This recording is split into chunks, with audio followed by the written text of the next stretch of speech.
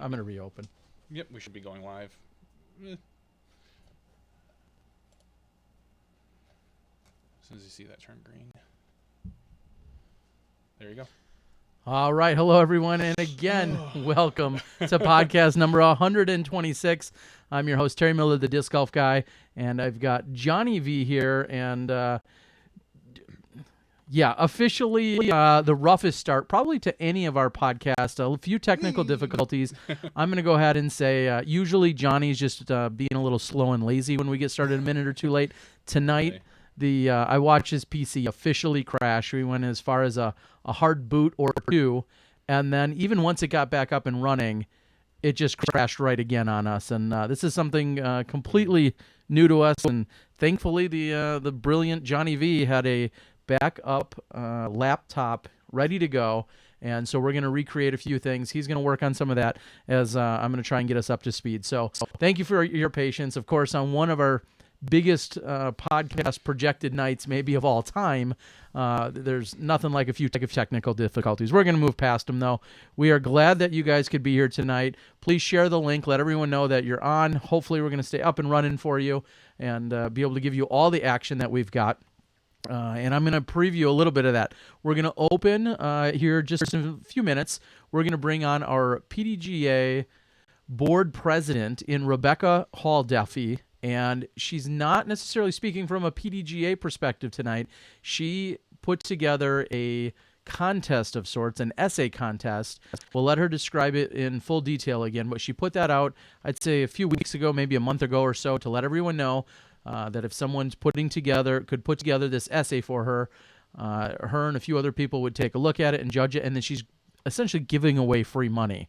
And I know that the F word these days, not frisbee, but free, is a special one. So she's going to come on here tonight. She decided to reserve the announcement. She was going to make it yesterday, and then she graciously offered to make it the exclusive announcement firsthand here tonight on Smashbox. Now she's probably second guessing that, but seriously, she's going to be joining us, and we're going to catch up with her very briefly, and then we're going to talk to four-time world champion Valarie Jenkins. And most of you already know, Val on Friday afternoon had made the announcement that she was going to forego her sponsorship from Innova during her 2017 season. And that immediately started all of disc golf in a little bit of a ruckus or uproar. People wanting to know more about it, some of the details and whatnot, but Val taking a stand for what she felt was right, and we're going to get all the details that she's willing to share with us and talk to her about it, because it's a really big deal on multiple levels. Sponsorships, women's disc golf, there's a lot of different things that play a part of that. And then we've also confirmed with Paul Ulibarri, he stood down in the last few weeks of the year. He was a little bit embarrassed about the beatdown he got. He created... I still showed up. Yeah, well, too bad your PC Barely. didn't. Too bad my PC didn't. He took a beatdown. We offered to have a segment called Yuli's Picks. He came on here most weeks. We all made our picks, and then when it was all said and done, I whooped them. Both Johnny and Yuli. It was the introductory year. We've got plenty of time. So it's any less of a win? It's still a win. Okay, it's definitely a win. So as the year progressed, we went on picks, and Paul says he'd like that to be up and running again this year, so we're definitely excited about it. So we're going to talk to Paul a little bit about picks, whether we're making them or not this week, I'm not even sure. We're going to welcome Paul, and I know we're also going to talk to Zoe at some point as well. So we've definitely got a full plate here, full slate that we're working on here tonight, and we thank you guys for joining us. Again, podcast number 126. In just a few minutes, we're going to probably dial in Rebecca Duffy. We tested with her ahead of time. That's when things all worked swimmingly for us. But hopefully Johnny's going to be ready to go. You'll probably be able to make that work soon. Yeah, should we try to give her a call? Well, at this point, I'm not sure what we should be trying. But why don't you go ahead and do that, and we'll see if we can make it work. Actually, I wonder if it's going to work. Hold on one second. All right. Well, in a few moments, again, we're going to have Rebecca Duffy joining us on the call. Thank you, guys. As always, I'll make a quick announcement. We do our best to keep up with the live chat taking place on the YouTube page. You're welcome to watch us on the Facebook or on Twitch or any other place, but where we're able to keep up with the live chat is on the YouTube feed, and we're going to do our best there. What are you working on there, Johnny? People probably need to hear her. Oh, that would be a good idea. Yeah, people are going to want to hear her. She's giving away free money. I think people are definitely going to want to hear her. So that would be this. All right. They're talking about a little bit of noises here and there. Hopefully everything should be good. All right. That's echo. Echoes are free tonight. Nice echo.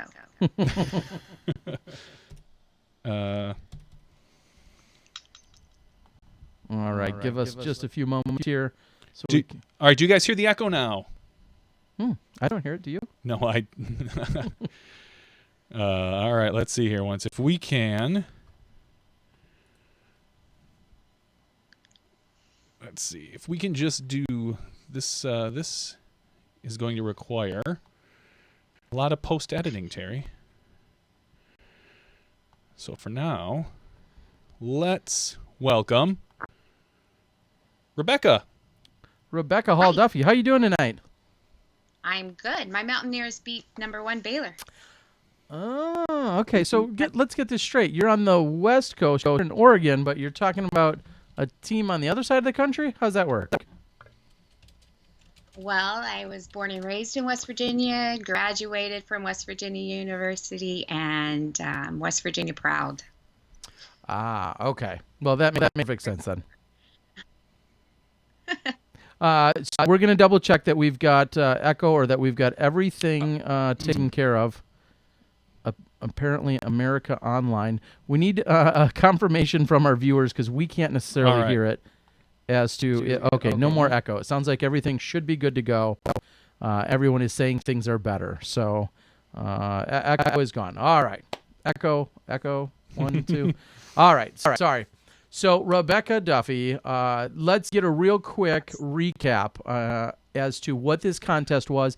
I saw a lot of people saying, I didn't know anything about the contest, even though we announced it here and we talked about it. You had it all over social media. But real quickly, go ahead and recap the announcement and the contest that you were hosting. Well, on Facebook, I see a lot of Pro Tour players, and I know for a fact that, they make enough. A lot of them don't make it out on tour.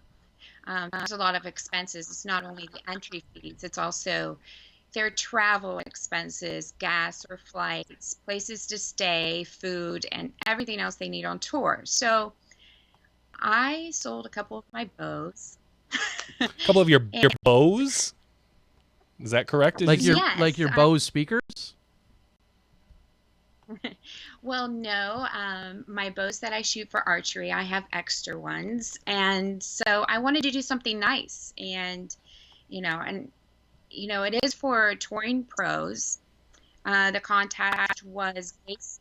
What I had to do was send in an essay, and I know, a lot of people are going back to school and in their minds and thinking about essays, but they had to write an essay telling me what they have given back to disc golf, and not only back to disc golf, but also their communities.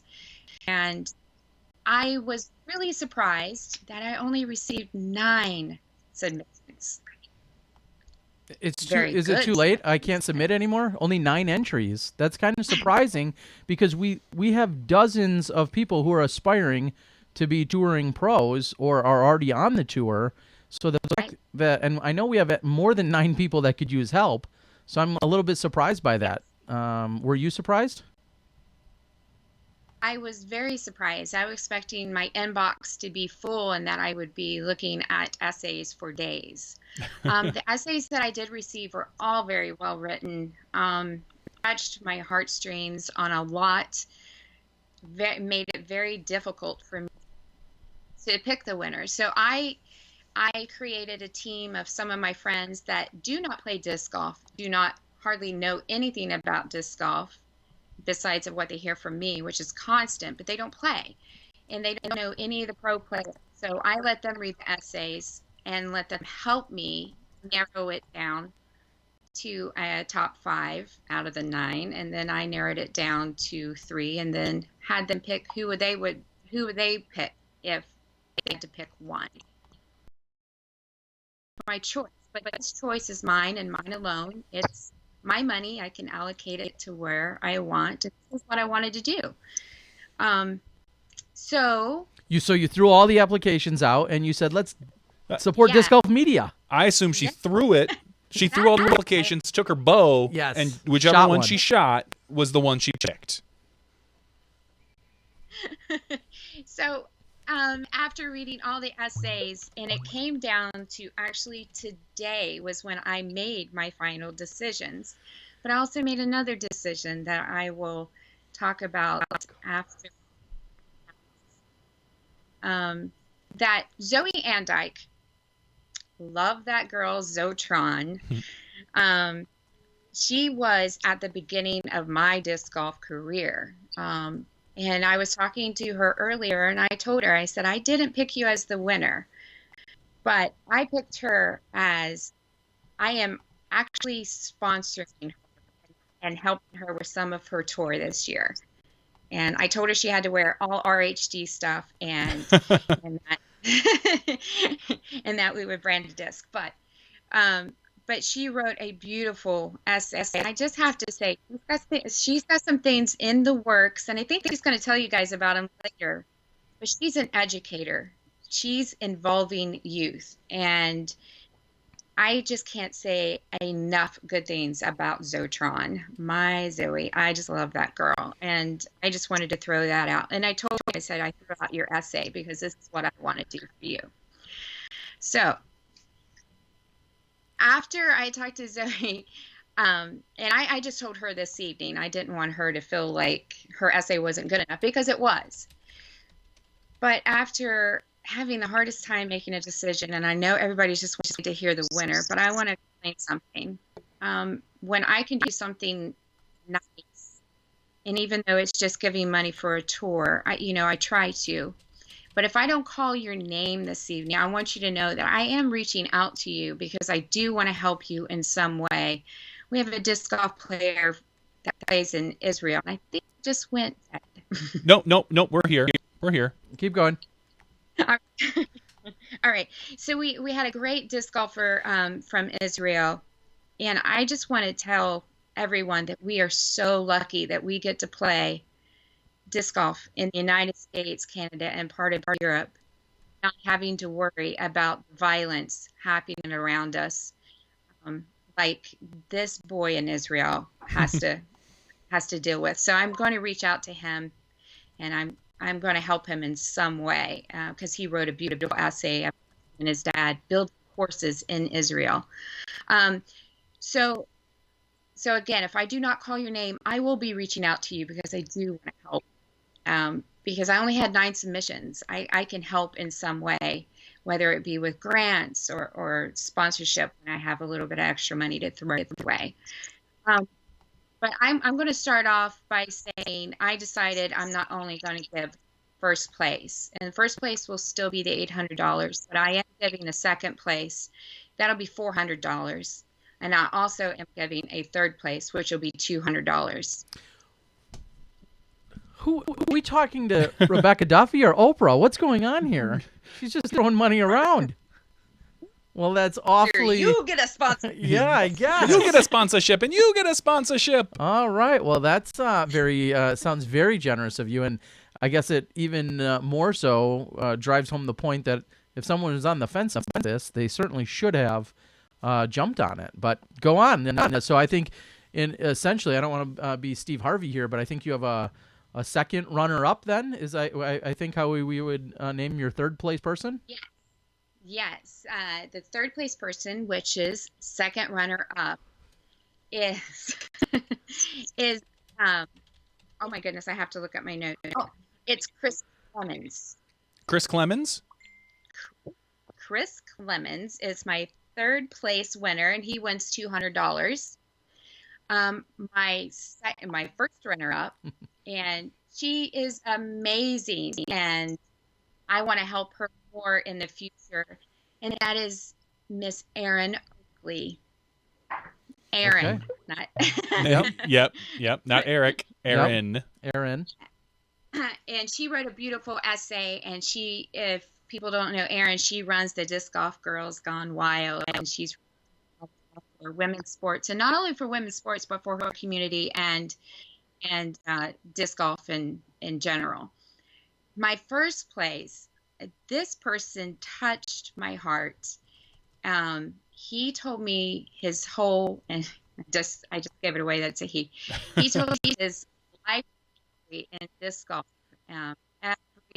every inch of it, and I was just moved by some of the trials and tribulations that he has gone through, and in the positive side that he's given back to disc golf by mentoring players and staying friends with those players afterwards. And that's what Chris Clemens did. Chris Clemens, he is amazing, and he's a younger player, and he'll be one to watch. But this guy, I think he really deserves the $800. And to be honest, if I could give $800 to every submission, I would, but I can't do that. But the winner is Johnny McRae. Oh, nice. Very nice. All right. So I don't know whether he's watching or not, but I will reach out to him. And it was a great experience. I was hoping to get more submissions, but the submissions that I did get were very enlightening, to say the least. There are a lot of disc golfers out there doing great things for the community, and I encourage everyone, give something back to disc golf. I know you guys are on time constraints when you're on tour, but when you're on your downtime in between practices, do something for your community. And if you see a new player on the course, take them aside and show them how to throw, so they can start off on a good foot and perhaps be on tour with you someday. Very cool. Well, congratulations, of course, not only just to your winner, Johnny McRae, but also everyone else that submitted. And as they said, as Rebecca said, she'll be reaching out to you, and then second and third place. So very generous of you. I have just really one quick question, which is, was there something specific, and we don't need you to share the whole submission, but was there something specific that jumped out at you in the essay that really led you down that path? Two of the submissions that were in the top three, Chris Clemens, the mentoring and training disc golfers and taking them under your wing, that really touched me. I think that's what we need more of, and I know a lot of disc golfers do it, but Johnny took it to another extent, and he's mentored quite a few players. I had no idea. He's done quite a few clinics. He's very passionate about his spirituality, and that says a lot to me about him as a person. Regardless of whether you're religious or not, he stands up for what he believes in, and he's just really impressed me. And he even told me the story of how and when he met his wife, and her saying that it's time for you to go out on tour, and everything that he did up to that point. But the mentoring, that's just amazing, and that's something that Zoe and Aaron Oakley and there's a new guy on the block, and I wish I would have given, like I said, everybody $800, but Eric Oakley, I want to give a shout out to him. He's fairly new to the tour, but boy, he's going to be huge. And Tina, not only will they be huge in playing, but they will be huge for disc golf, period. They have such a great attitude. You can see it on their Facebook Live. Every time they do Facebook Live, they're having fun, and that's what we need to get back to. We need to remember why we started playing. and why we have fun playing. And there's a lot of people that don't realize that I play. I do play. Not very well, but I do play. I'm playing the Gentlemen's, I'm playing the Memorial, I'm playing the GBO. So, are you playing more this year than you have in the past? It sounds like it. yes, I had a bad year last year. I got a second chance, in life, period. And I'm taking advantage of it. I'm getting back to my roots of disc golf. I'm getting back to the roots that I started with. And you know, 2007 is where my disc golf went more towards business rather than playing. And Terry, you were part of that, actually. Terry and Johnny, you were part of that. The Memorial. Yep. What was that, So, 2010 back in those days? 2010 or 2011. Somewhere It was around there. 2011. Yeah. So, you guys were a big part of my business part of the disc golf, but I have to get back to my roots of why I started playing and the people that I played with. And even though we've gone different routes in our disc golf careers, there's a lot of people. Zoe just moved back to the area, so I'm ecstatic. It makes me happy to be able to go out and play. Even though I'm not very good, I'm playing. I don't care. Well, You can make the lowest rating of ever, but I'm playing. I feel, trust me, Johnny V and I know we exactly. all stand that when you decide to take a position that doesn't involve playing, whether it's media or administration or what, your game's going to suffer. And you know what? If you're stepping away from that, you're going to get back into the game. I applaud you. Then we'll have to have you on here for other reasons after you win tournaments. That's right. So. Well, I'm not stepping now. I want to clarify. I'm not stepping No, away. I know, but you're taking a step back into the course, so to speak. So Yes, I have found common ground where I can, do my businesses. I can do the PDGA board thing and play and have fun. So that's what I'm going to do. Well, that's awesome to hear. We appreciate you withholding your news until tonight. I know you originally posted that you'd be doing it on the 9th, and then you graciously held it till tonight. And, of course, we apologize for any technical difficulties we had. But thank you so much for coming on here and telling us what the contest was and then who our winners were and everybody that's going to be some recipient. A few people said either they didn't know about it, which we'll fix for next time if there's a next time, and a few people thought that it was for newer tour players, and I never read into that whatsoever. Yeah. You said anyone that's out touring, and Johnny's not new to the game, but he's been on tour for 3 or 4 years now, full time, and he was a great candidate, and as you said, had some things that really pulled you in the way that you thought were rewarding. And all of our contestants, we saw Christy King, who I know isn't normally out here. She said she was one of the submissions. Hello to you, KK, and congrats on your recent accomplishments. And thank you for submitting. Yeah, Christine, she had. Oh, I just love. She had she's doing so much for women's disc golf in California, and I will be reaching out to her and helping her with a few things. So perfect. Definitely. Everybody's a winner here. Well,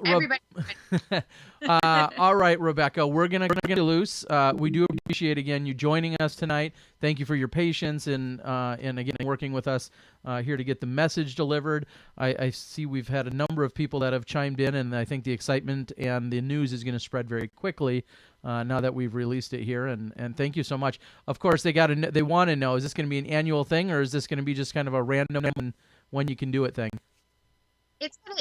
I'm thinking about doing a biannual towards the end of the tour season when everybody's gearing down. I think I'll bring it back and do another contest. It might be an essay. It might be something different, but I want to keep it exciting. Awesome. Well, again, thank you. And I think I have an idea. I have a notion that we're going to need you on the show sometime in the near future for other big, exciting news and information. So we'll make sure to keep us right there on your Skype speed dial. big things are happening for the PDTA in 2017. We're excited, and we'll catch more on that next time. Thank you so much. Thank you, guys. Thanks. Good night. Have a good night. All right, everyone. So as first of all, again, thank you to Rebecca Duffy for not only the contest, for administering it, for running it, for doing all of those things again, and giving away really her own personal hard-earned money. She's clearly far more generous and giving than, say, Johnny and I, and then some. So awesome, and it's great to see so many people out on the board. We're going to try and manipulate a few things. Of course, we've been seeing and hearing some of the slight lag may have been directly from Rebecca's Skype connection, and some of that may be on our end. So we're going to do our best here. We're going to try and make sure we can get things as smoothed out as possible. We're expecting to talk to Val for a lengthy amount of time, so we want to make sure that everything looks as good as it possibly can, and that you're going to be able to hear her as clearly as possible. So, am I stalling? Is that what I think I'm stalling right now. I would like to go ahead and give a quick note as we see Dutch Batman's out on the board. Jay Risley, Shasta Chris, hello Shasta, good friend Chris Cobb's on the board. Madison Walker. I think I just said Kelsey, Dan Harbeck, so many of our smashies. Thank you guys so much for tuning in and working with us. Ronald Harkey says the audio still seems pretty poppy, so we're going to see if we can get a few of those things adjusted before we get to Valarie. We don't want to have any technical glitches or issues, hopefully, when we have our conversation with Miss Valarie. Ooh, that's a good-looking shot. That is a good-looking shot. Look at how that... is manipulated. It makes me look thinner, though, right? It might make you look thinner. Madison says audio and video are both no bueno. No bueno. Oh, what a... I don't speak French, so...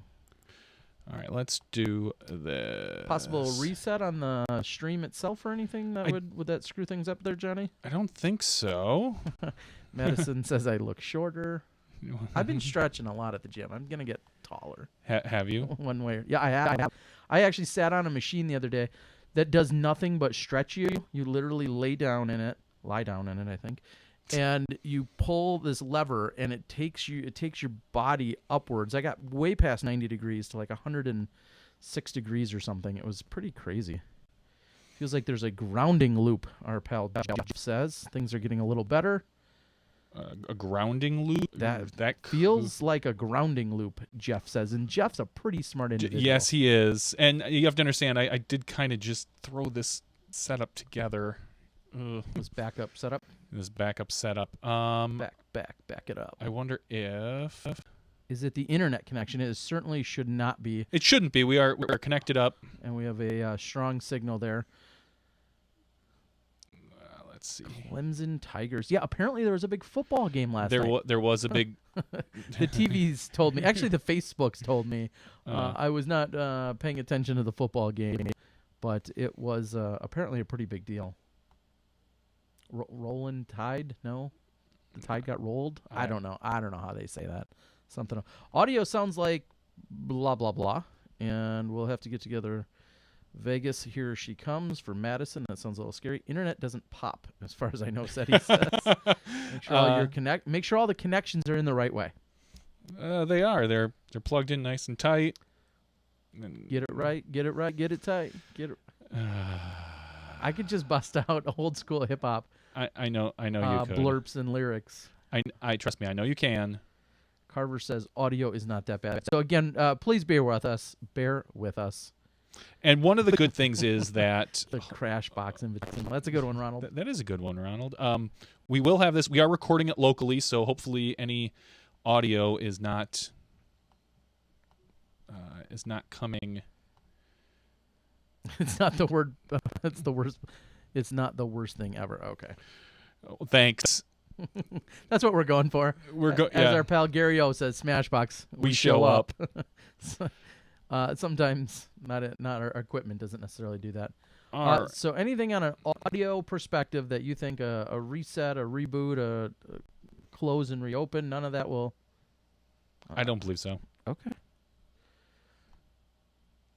Beer with us. That is. I wish I would have said that. I wasn't clever enough to say it, although it may have sounded like that. This is recording from there. Kevin McCoy says, I don't think Smashbox has ever had so many ballas on chat. The live chat is a who's who of disc golf, and it is. We have some very impressive names out there, so thank you guys for tuning in for our worst, technically our worst podcast to date. We appreciate that. All right, so your internet. Tell me, how does it sound right now? Are we? Can you give me a little bit? Yes, here for Shasta's just here for the women. That's Shasta's tagline. Yes. Yeah. There's a max headroom kind of vibe. So maybe some kind of audio's. I'm going to go ahead and keep talking so that hopefully as he makes adjustments, the sound will be corrected and we will know for sure. Josh says 85% good on the audio quality, and there seems to be a lot of popping and stuttering. Pop, lock, and drop it? Because if I need to do that, I won't. I don't know. I'm trying to think of the setup because I've got the mixer. I got the microphone into the computer. The computer's plugged in there. You guys are hearing the audio from Skype. I don't know. All right, maybe we should just bring Val on. It sounds choppy. Make sure your backup setup is on the Ethernet, not on Wi-Fi. Well, and unfortunately, a lot of popping. The popping, I don't know why that is. And as far as the Ethernet, I ain't got no network card in this bad boy. This is a Mac, one of the newer ones, and I didn't bring everything I needed for it. I just grabbed the laptop with me. No prone downloads are taking place here, Paul. No, that's not an issue. Stuttering in Texas and popping. Stuttering in Texas. I'm not familiar with the popping. Hold on. Can you turn this thing off and on? Will that help? Just No. When in doubt, reboot. When in doubt, reboot. I think that's what they said. It is what they said, but I don't know. Every 10 seconds we get a cracking and popping. So again, I'm just continuing to check the volumes here. I can turn the volumes down and see if that makes any difference. Hannah's learning a lot. Yes, Hannah, this is how we roll. Yep. Oh, Madison Walker. We're different is that we're on a whole nother computer because my computer crashed literally as we started up the stream. It seems to be having a little bit of a crybaby issue. It says that it's better. All right. Well, we're gonna go with that, and it could be just that we were pushing out too much audio. Hold on. Let me check one thing here before I. No. Okay. Well, we can check 1, 2, 3, 4. Push. Check 1, 2, 3, 4. All right. I think we're gonna bring Val on. All right. She's sleeping already. Yeah. On the other side of the country. We'll see if she's going to be available. Val, of course, we apologize. We'll go ahead and cut all of this stuff out for the audio-only version of the podcast. This is what the patrons pay extra for. They pay extra for all this stuff. Hold your left hand in the air, and the remainder of the podcast, I'm sure it'll make a difference. But all right. Too many people watching. I wish that was our problem. 1, 2, 3, 4. Sounds like Graham. Yeah, we did a few mic checks beforehand. So it's stuttering, or it's an echo. I've heard popping and stuttering. I have not heard echo lately. Seems to be better. So. Chad says no, it isn't better. Hold on. Let me know. There's no echo. There is stuttering. No echo, just stuttering. All right. Well, what we're going to do is we're going to bring Val on, and you're going to have to deal with the stuttering. If you want a better audio version of the podcast, we'll have that out on the audio feed. So this is unfortunately what we get when we do live at times. Yeah, we're no Mariah Carey here. That's the takeaway. Oh, jeez. All right. And we are going to welcome none other than our 4-time world champion. Hold on 1 second while I just. We got to get her boards and all of her. I want to make sure that none of her stuff's showing up, like any of her personal info. There we go. All right, so hi Val. Hey. Oh, we can't hear. No, I'm just kidding. We can. We can hear you just fine. It's going to be a little stuttery, and I don't know what we're going to do about that. But people will be able to listen on the audio version. I don't think the audio version is going to be a stuttery. I think that's an internet issue. So, how you doing? I'm good. That was like the coolest remix issue. You just remix. I don't know if I'm stuttering too. So I'm making fun of myself. You very well might be. Like we said, I think we're still ahead of NBC or any of those guys with Mariah Carey. We are doing good on New Year's Eve apparently. So that's where the bar was set. So we're glad that we're here.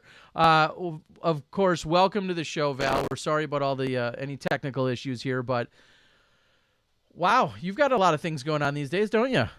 What's new? Yeah. Nothing. Okay. So Val, we're going to get right to it. I know you and I have had a conversation prior to this. Maybe we should have just recorded that and played it. But prior to this, you and I had a conversation. There's obviously some major changes that have taken place in your disc golf career and in your life.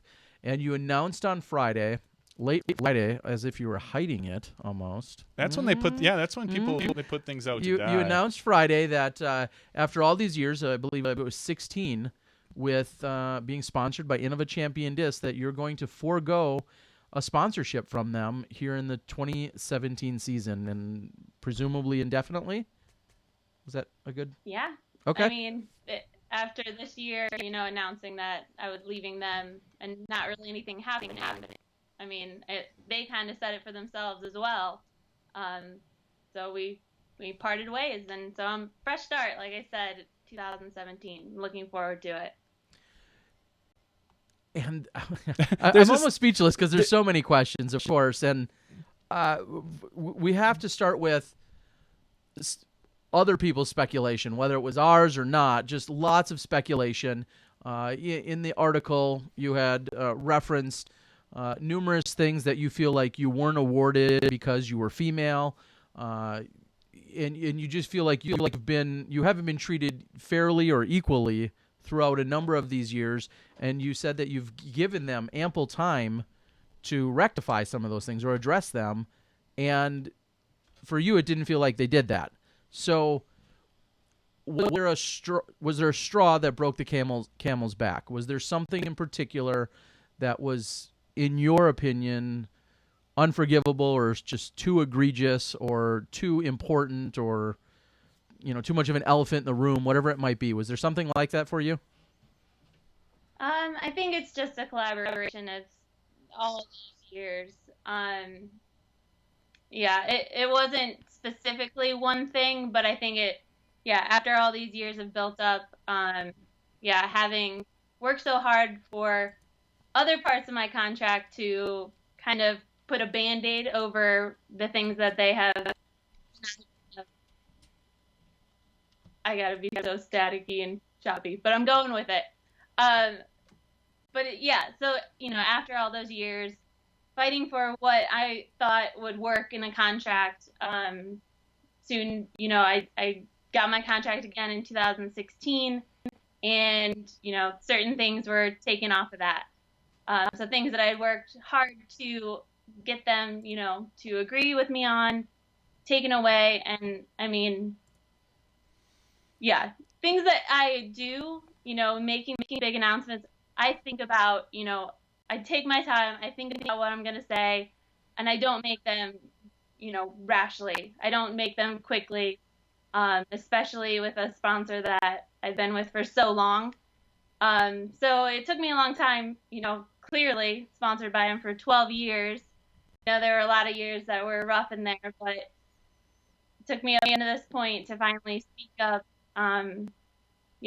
And so making that announcement, I know a lot of people thought it was vague. And of course, I had originally wrote about 4 pages with every single detail on every single year, and I don't think that's right. You can send those to us. We'll yeah.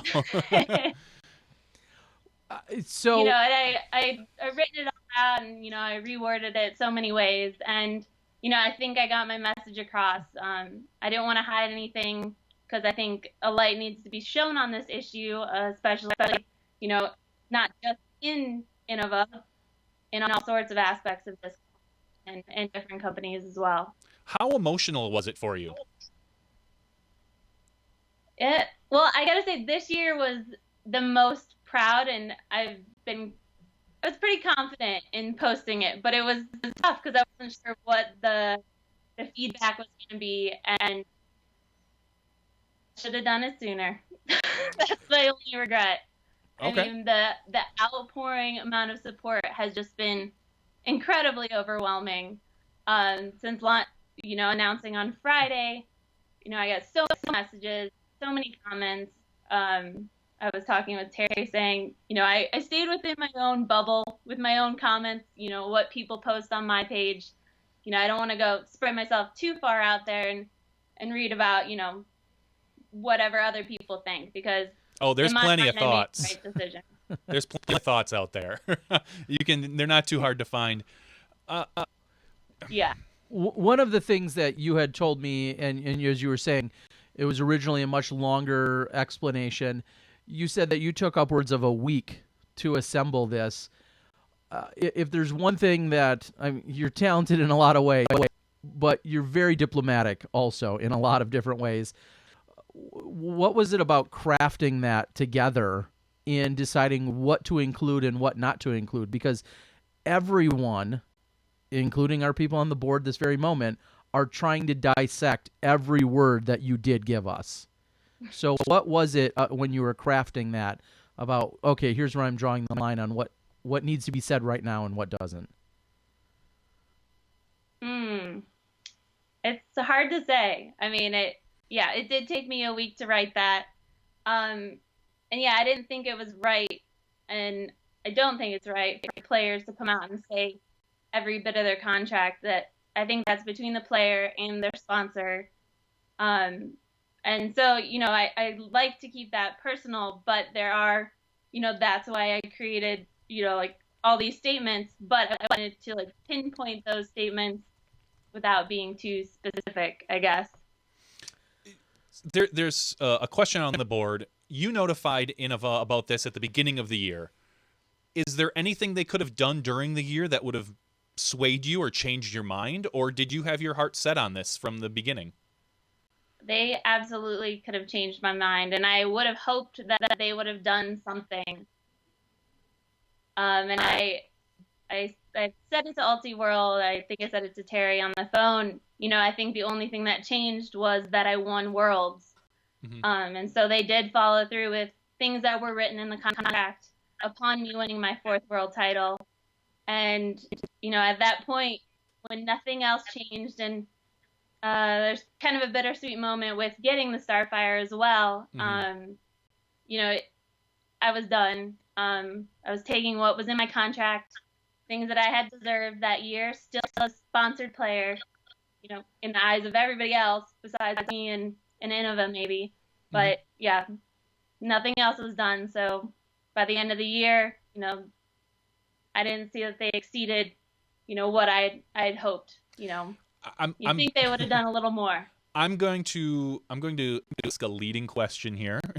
Clearly, don't do it. Don't do it. How long do you feel that Innova has been slighting the women, in your opinion? Because I'm not sure. I can only speak as far back as I go. And in my mind, I could only really speak up after 2009. I mean, the women before me, the ladies that, are the leading Innova ladies, you have to have a minimum of 3 world championships to have any say on that team. So I think it was in 2009 where I was able to say something and speak up for myself. Do you think, clearly I'm going to ask, do you think that's fair? I mean, you said you got your disc on the 4th. You turn around and you watched your brother, who won his first, get a disc that has been out for 6 years. No, it had been out for about 2.5. No, I mean, I'm saying it's 6 years is how long Avery's Destroyer had been out before Paul had taken it. Yeah, roughly, sure. And then you didn't get a disc? I mean, how stupid big brothers? No. What? What? Like what was? I mean, what was going through your mind? Did you have any discussions with Avery about that at all? I did, yeah. And Avery stuck up for me. Mm-hmm. I mean, I know he talked to Innova, he talked to everyone that he could out there, and I mean, you can't really change the minds of people that think, you know, women are inferior. I mean, you can't really break that. I mean, facts could show whatever, but if that's their viewpoint, I mean, clearly he couldn't talk them into it. Yeah. I mean, there's been rumors that the reason why they haven't done it in the past is because when they had done it with I think it was the JK Valkyrie, that the sales were not up to what they expected. And so that was kind of a reasoning. That was the reasoning I had always heard for years on why Des didn't have one, why you didn't have one up until now. Was that ever addressed, or did they talk? Was that a reason by chance? Yeah, that was a specific reason. Okay. And I mean, I just think that's ridiculous because it's one disc. Mm-hmm. How many discs does Innova have? You know, how many discs do all these manufacturers have? They're not willing to put a woman's name on one of their discs. Sure. I mean, that's not going to put them bankrupt. Yeah. Go ahead. And to follow that up specifically, a lot of conversation has been had about the Starfire, which has been a staple in your bag for many, many years. But as time's progressed, you've also switched up your bag a little bit. You've moved into a disc like the Turn, and it seems as if the Turn was a likely candidate, but it didn't turn out to be so. How did that conversation go? So this is another, you know, specific thing between, you know, talks. But yeah, if I had the opportunity to choose my disc, I did want to choose the Turn. I think it's an excellent disc for people trying to increase their distance. It's a great disc for women. You know, it's a nice understable disc to increase your distance. And I've been using it a ton in my bag over the last couple of years. There hasn't been a disc that's really stuck around too long, so I think that disc has really earned its spot in my bag. So that was the disc that I would want to choose if I had the choice to choose. And I didn't. Clearly you didn't then. Is there, you know, you're officially off the team right now. Is there anything Innova can do in your eyes to redeem themselves, to maybe get you back on the team? What do you think, from your perspective, Innova needs to do in order to improve their outlook on the women disc golfers? I think at this point, for them to try and get me back on the team would just be absurd. I mean, I've been fighting my stance since 2009, so that's not going to happen. But I do hope that, you know, I wish the best for all the women that are still on Team Innova. I mean, the team has grown so much on the women's side in the last couple of years, and I think it's incredible because these women are so motivated, so determined, and great competitors. So I can only hope that these women continue to fight for what they deserve on the team. You know, don't let them tell you otherwise, because you deserve, you know, you've earned it. So just keep fighting for that. And, you know, that's the only kind of advice that I can give somebody that's staying on a team that I had to leave for certain reasons. Sure. So I just hope it gets better for them. Did you talk to some of the other women on the team before this? Did they know it was coming? Or, I mean, we've seen in the past, and I'm not here to tell Innova how to run their business. They're a privately owned company. They can do what they want. But we've seen in the past issues with, like, Jen Allen not getting a disc for breaking the world record. Whereas, you know, we saw Simon the Boss and we saw Wiggins get a disc. you with your disc, have you talked to the other women on the team? I talked to him after. Okay. This whole last year, I kept it under wraps. I had talks with Innova and said, that I was going to represent the company as I have all these years. And a lot of new players coming onto the team, so I didn't want to tarnish, the way they think, they've got a new fresh start. So I didn't want to hurt anybody's, passion going forward. But after I announced, I did have a bunch of women talk to me about it, their frustrations, what they've had to deal with. And it's sad, really, because, we can all come together around these frustrations, but I hope now that they're out in the open, I hope things can now gain momentum and get better in the future. And can you speak to a little bit of the influence that maybe you've had on the women's team? You said it's grown, and there's a lot of very talented women on the team.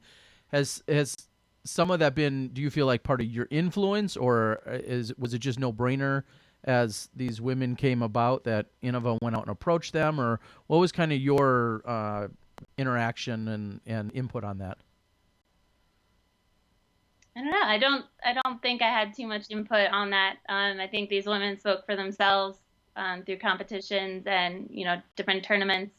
A lot of women ambassadors have joined the team, so I think they've earned their way on the team themselves.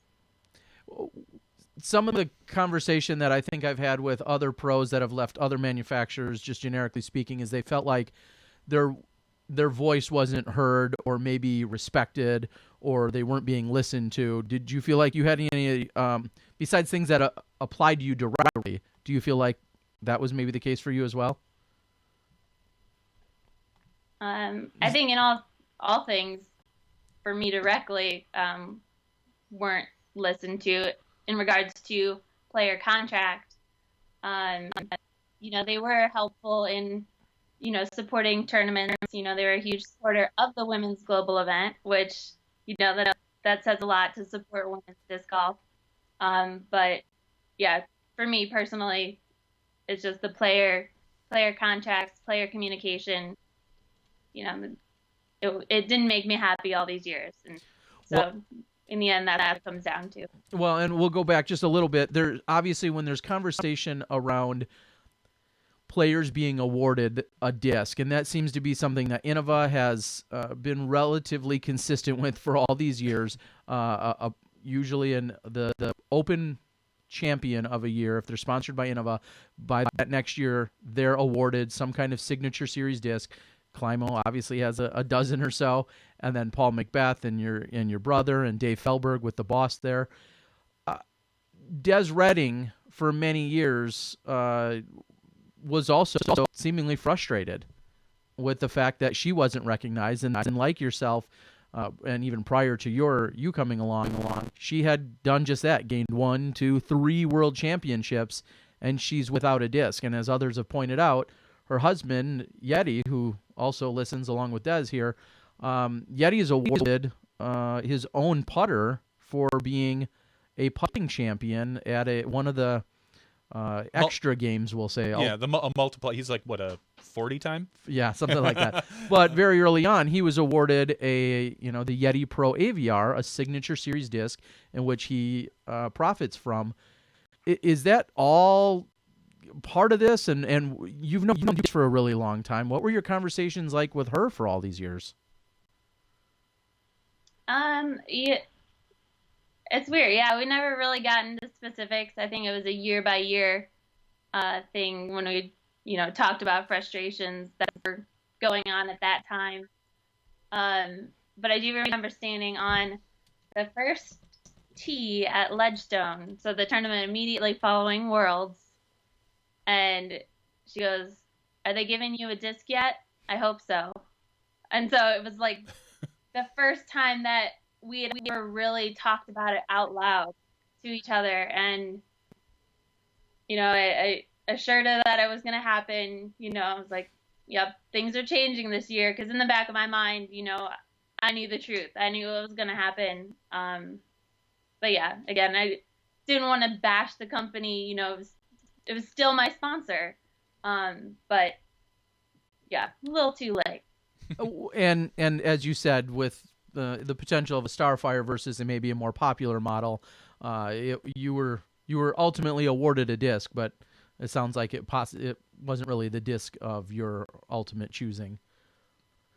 So everybody, you had announced that you're not seeking other sponsorships, but yet immediately, not only are other people suggesting where you should go, thank you everyone, but more so, there's a ton of companies that have to be looking at you thinking, we would love Val Jenkins to be throwing our plastic. Where in the world does that enter your mind? Does it do it sooner than later? Or, are you going to play through with the bag or are you ready to switch a few things up? You wish I was going to announce something big like that. Well, we don't necessarily. I didn't say we that. don't necessarily think you're going to announce it tonight. You'll Next come on Tuesday. We expect an exclusive at that point. That's right. But I mean, obviously, it's no secret. Nate, you're married to Nate Doss. He's one of you world wheels too. But there's Discraft easily at your disposal. Everywhere you turn in your house. So one might think that seems like an obvious choice. I personally, I'm gonna say this here now. I think it would be odd if you weren't. Like if she went somewhere else, not Discraft. Yeah, I personally, I think it would be odd because of your marriage to Mr. Doss. Personally, I think it'd be odd, but because it seems so logical and easy, but maybe not. What somebody said you're going to be throwing a buzz around, maybe. You said the exact same thing in the phone call yesterday. So it wasn't the world's first time you said that. You've been practicing that. Actually, okay. I had a 2-hour conversation with him. I think he said that as well. So yeah, there you go. But I'm in a situation right now where it's, I'm really happy how I made this statement. I think that it really pushed home the message because I didn't follow it up immediately with, and this is my sponsor at the end of it. Because I think in that case, just because that's how the disc golf world is, that's what people are expecting, I think that would have been the front, that would have been the story. While, the serious message of why I left Innova, kind of would have been pushed to the wayside. So I'm going to take my time. It's been a crazy couple of days, especially in the Facebook world, all over social media. You have a tag, so to speak. You have people changing their profile pictures to support you. How does it? Have you? Clearly, you've seen that. What does that do for you? That was crazy. I think Sarah Holcomb was the one who originated it. And so thank you, Sarah. I've had outpouring support from these pro women who, the words that they've been saying about me are just amazing. I've been playing this sport for a long time, and to have so many frustrations through all these years of, being with one of the major companies in disc golf, it really hurt my confidence all these years. Once women's disc golf started, growing, that's because I was more motivated since I was in this low. And yeah, it's really nice to hear all the amazing things these ladies are saying, with this message, yeah, Team Val. I'm not sponsoring anybody yet, but it's really cool to see. I first saw it when I logged onto Facebook.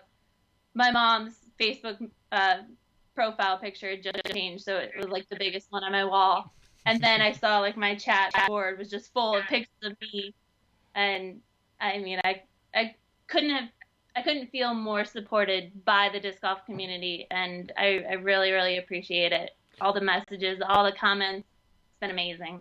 Well, and I want to follow that up and be clear on our end. I think it was you, or maybe it was Madison Walker when I spoke to her today, because we are seeing this outpouring from so many women. and I kind of even questioned Madison a little. I said there's this potential awkwardness. You've got teammates, as you've mentioned, or ex-teammates now, in Sarah Lamberson I saw, and Madison Walker, for example, that are wanting to show your support while they're still sponsored by the manufacturer that you've just left. And so people are looking for this change and for this update and development, and hopefully everything's better for everyone. But there's kind of that awkwardness out there. I guess my question,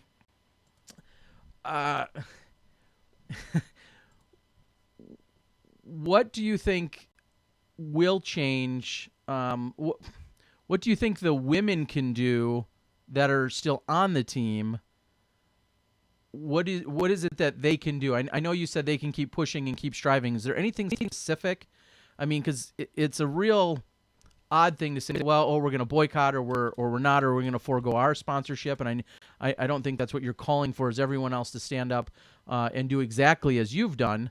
But what are some of the things that you think they could do to really drive this impact home for them on the women's team? Well, I think the bonuses that we receive from sponsors, that's what a lot of us pro players survive on. We can survive on tournament payouts, but these sponsorship bonuses, really, really help us along. So, yeah, like you said, I don't expect these people to, stand up for me, jump on, on this wagon that I'm pulling and, leave the sponsor behind. But I do hope that, the difference between a sponsorship and, we're talking about like equal tournament payouts. Tournament payouts are strictly based on, added money, which goes, percentage here and there, and the number of people playing in that division. Whereas the sponsorship, they're making up the numbers. I mean, yeah, what women get and what men get are just numbers that they thought of. So, this is a tough question. What do you think is fair for a bonus structure? Do you think that if Paul Macbeth wins an event, do you feel you should get the same amount of bonus if you win an event, even though your field is 5% of their field, so to speak? I got know most of your questions. Sorry, it was choppy. Oh, no. Sorry. Is this interview just completely choppy? No, I think between you and I had said, what do you think is a fair bonus structure? Do you think you should be getting the same bonus that a top MPO like Paul Macbeth gets, or do you think it should be a percentage? What do you feel when your field is, 5 to 10% of what their field is? I don't think it matters. Nope. We're representing a company the exact same way that all the guys are. Mm-hmm. We've got it on our shirt. We're playing these tournaments. I think we should be represented in the same way. There's different levels of sponsorship, mm-hmm. And I don't see a reason why men and women shouldn't be the same on the bonus structures. However, there are, different situations when you get to the top where there are certain players like Ken Kleinmo who, nobody has reached his level. Nobody can compare to him. He should be getting whatever this guy asked for. He should be getting the company. Yeah. And that was. I think the base of every bonus structure, I think men and women should be the same. Of course, you should get your added benefits here and there for however you go beyond that. However you go beyond that to do clinics, encourage more juniors to play. All these amazing things that pros are doing these days to really represent the sport. I think you should get acknowledged for that, and you should get helped with by sponsors for that. Okay. Because I think, and I waded through the swamp for you. I think that was really the primary thing that I saw on a lot of boards, people asking, does she feel like she deserves what Paul Macbeth is getting, more or less? And, you both have 4 world championships. And I can't answer that because I don't run Innova, and I'm not you. I've never been in your shoes as far as to see what you guys get. So I just think that was really the big question out there as far as what you're expecting. It sounds like you're just expecting fairness. Why wouldn't I get the same as Paul Macbeth? I mean, if you can answer that, without being, without having the statements, maybe I'll say Innova has said. Yeah. I mean, I'll play Val. What I'm about to say, I don't believe. I'm going to play devil's advocate. Could you make the argument? Right. Could Innova make the argument that Paul is a bigger draw for disc sales than you? And say, and granted, we've seen that they didn't really give you a chance, but that the men tend to drive the disc sales more than the women. Could I also say that things could have changed if they would have done something from the beginning? I mean, who knows where women's disc golf would have been if they could have stepped up, whatever, had hurt profits on one disc, which, could have happened back then. There weren't, the numbers of women playing weren't as big as they are now, but they could have changed the future for all of us. So who knows? I mean, that could have changed media, that could have changed tournament payouts, that could have changed sponsorships. I mean, we don't know how it would have been. Well, and that goes hand in hand, and I think a lot of the conversation, and Johnny kind of just said that, is if women are currently 6 to 8% of PDGA membership and of tournament play, and someone is saying, well, why should Innova reward and or market toward just 6 to 8% of what our tournament players are being women, if they should be marketing towards that group? But what you're saying is that might have been true, but had they started maybe marketing earlier, that could be 10%, 15, or 20%. Who knows what it really could be right now? I guess it's kind of one of those just missed or lost opportunities that no one will ever really know an actual answer to, because, as you said, you feel like they missed the boat years ago by not doing it. Now, we do see Innova work with a throw pink initiative, usually come USDGC time and stuff they do throughout the year. They have, as you said, supported the U.S. Women's Championship. The U.S. Women's Championship just this year. They were the title sponsor of that, as I visited Sabatis and the great facility that is. So they, I know, have supported that throughout the years. And they've also supported the global event, the disc golf, the women's global event. Thank you. The global event. Do you feel like maybe that's not enough, and there's even more things that they could have been involved with, or something you've presented and they've didn't act on? No, I think hourly for publics, for being in the public, I think they've done a good job to promote these initiatives to get more women playing. I think it's been great. I think women really appreciate, them supporting the women's global event. I know that's what draws a lot of people to play, is the players pack. In the end, it's the personal issues that I've had between them and me all these years. Now, I'm going to take it a step further, and one of our also most successful and decorated players of the current era is Katrina Allen. And as we know, Katrina, sponsored by Prodigy, she had made a post shortly after yours, and she essentially said, "I don't know what what happened with you," meaning you. She said, "I don't know all of your details," and she wanted to point out that in a relationship in joining Prodigy a number of years ago, all of the men's and women's bonus structures and a lot of the contracts are the same. They're spread evenly and equally across their top level players, so to speak. Is that easier? Because, well, first of all, accolades and praise to Prodigy for just that. But is that easier because they were maybe a brand new company and they structured themselves from day one that way? Do you have any feedback on that, or is that a model you then would naturally say, hey, maybe we should be looking at their model?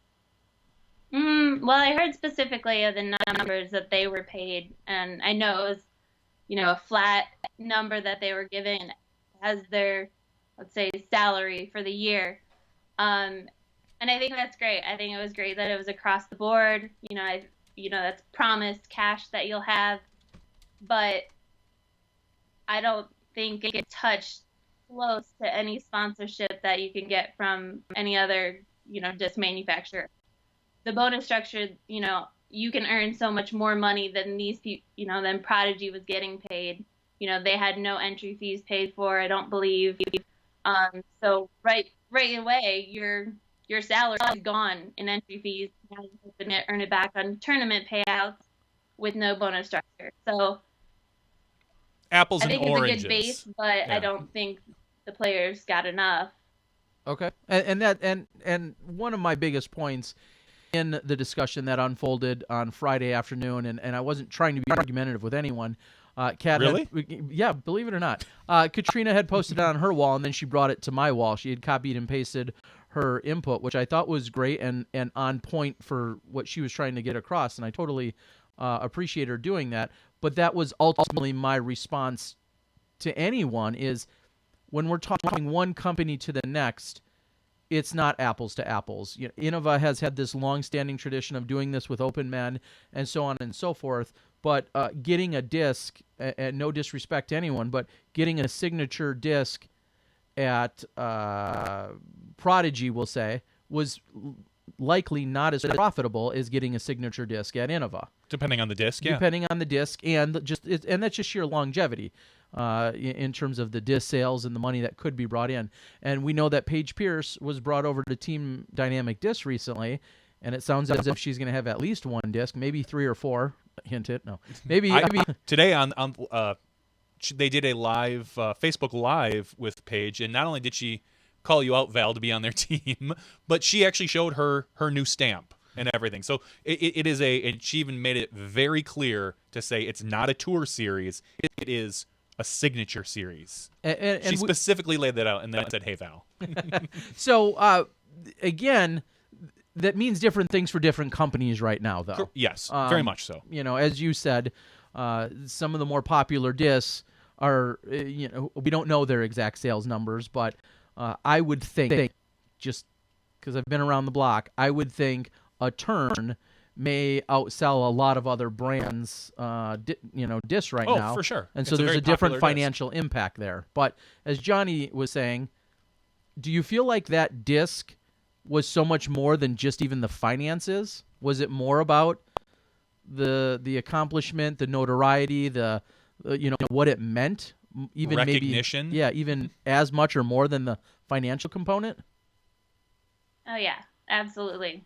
I mean, I said it probably a million different ways to Innova through the years. That's ultimately, when a company gives a player a signature disc, that they're putting their full confidence in that player. They are putting their full support behind that player, and whether they get, a ton of profits from that disc, it's that, that disc is going to be everywhere, especially Innova. I mean, they sell that disc worldwide. I mean, they're in Walmarts, they're in every gas station. I mean, anywhere that you can buy discs, you're going to find an Innova disc. And, well, maybe not an Emporia. Scratch that. Ouch. But I mean, so many more people will know your name because that disc has been out there. And it has hurt so bad all these years for that, when people come up to me and they, want me to sign a disc and, they're looking on the shelf at the local disc shop and they can't find a disc with my name on it. And then they come to me and ask, "Hey, Val, I was looking for a disc, don't you have a signature disc out there?" And I have to, give a political answer and say, "No, I don't have a disc. There's no, Val Jenkins disc out there."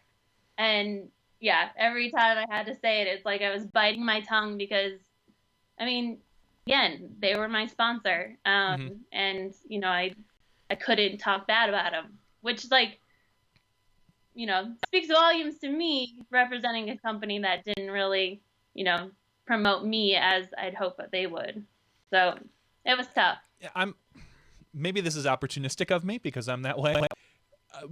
Have you thought about getting another disc with a custom stamp that you make and sell it right now? I mean, if there's a time for you to maybe put something out there, now might be a good time. Or do you feel that's too opportunistic? That's not what this is for? Like, how am I gonna? like I don't know, just like any manufacturer. Play-Doh?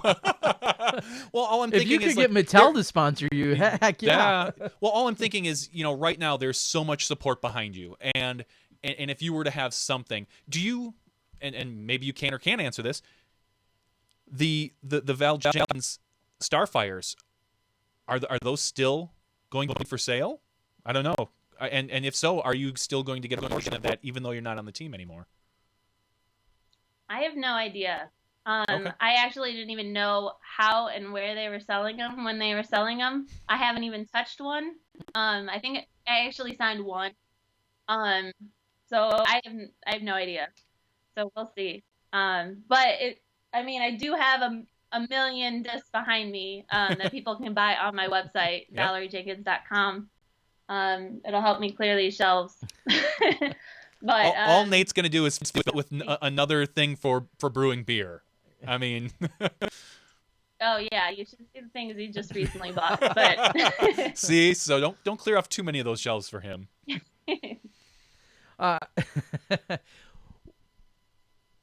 What is your bag gonna look like this year? it's gonna be a grip bag. Yes. I'll tell you that. Cha-ching, there's a sponsor What's inside? mentioned. I don't know yet. I'm I gonna. don't know. Yesterday, you told me that. Was this on the record or off the record? What did I tell you? You told me. I think this is good enough for on the record. You said that you would be open to the idea of throwing other discs. Yeah. I thought you would be I mean, very why not? well, because I thought you'd, in the sense that you'd been very tied to these discs, but you in fact said, I would be open to trying some other discs, and obviously there's not a reason not to. So would you? I mean, could you see taking out every disc out of your bag and saying, I'm going to start fresh. I'm going with this 2017 start fresh idea. And, I'm going to load it up with a smattering of this and a handful of that. And I'm going to go out and see how these throw. Yeah. I mean, before I was sponsored with Innova, I was sponsored with Innova, I think, first in 2004. So I did have a few discs, but Avery was already sponsored by Innova, so it was mostly Innova, but I had a few discs here and there. I think specifically with mid-ranges, I had a few Discraft discs, an actual MRV that Elaine King gave to me. So that was like one disc that I still sucked at throwing mid-range and up shots, but I thought it was all the discs, so I had to keep changing up my discs. It is. But yeah, it is. 12 years see. later, it still is. Like I was telling you, I don't. All the discs in my bag, I go through this thing every year. I feel like where I could get rid of all my discs. Like I don't really have a connection with any of them. I mean, my putters are literally yard putters. They just work. I feel like I could pick up any plastic and throw it pretty well. So I don't think I'll have much of a weird transition. But yeah, I haven't thrown a Nate Doss Buzz. I think that was a statement that I made in the Alti World article, and Nate and I had a good laugh over that. So I think we'll have me thrown one of those maybe.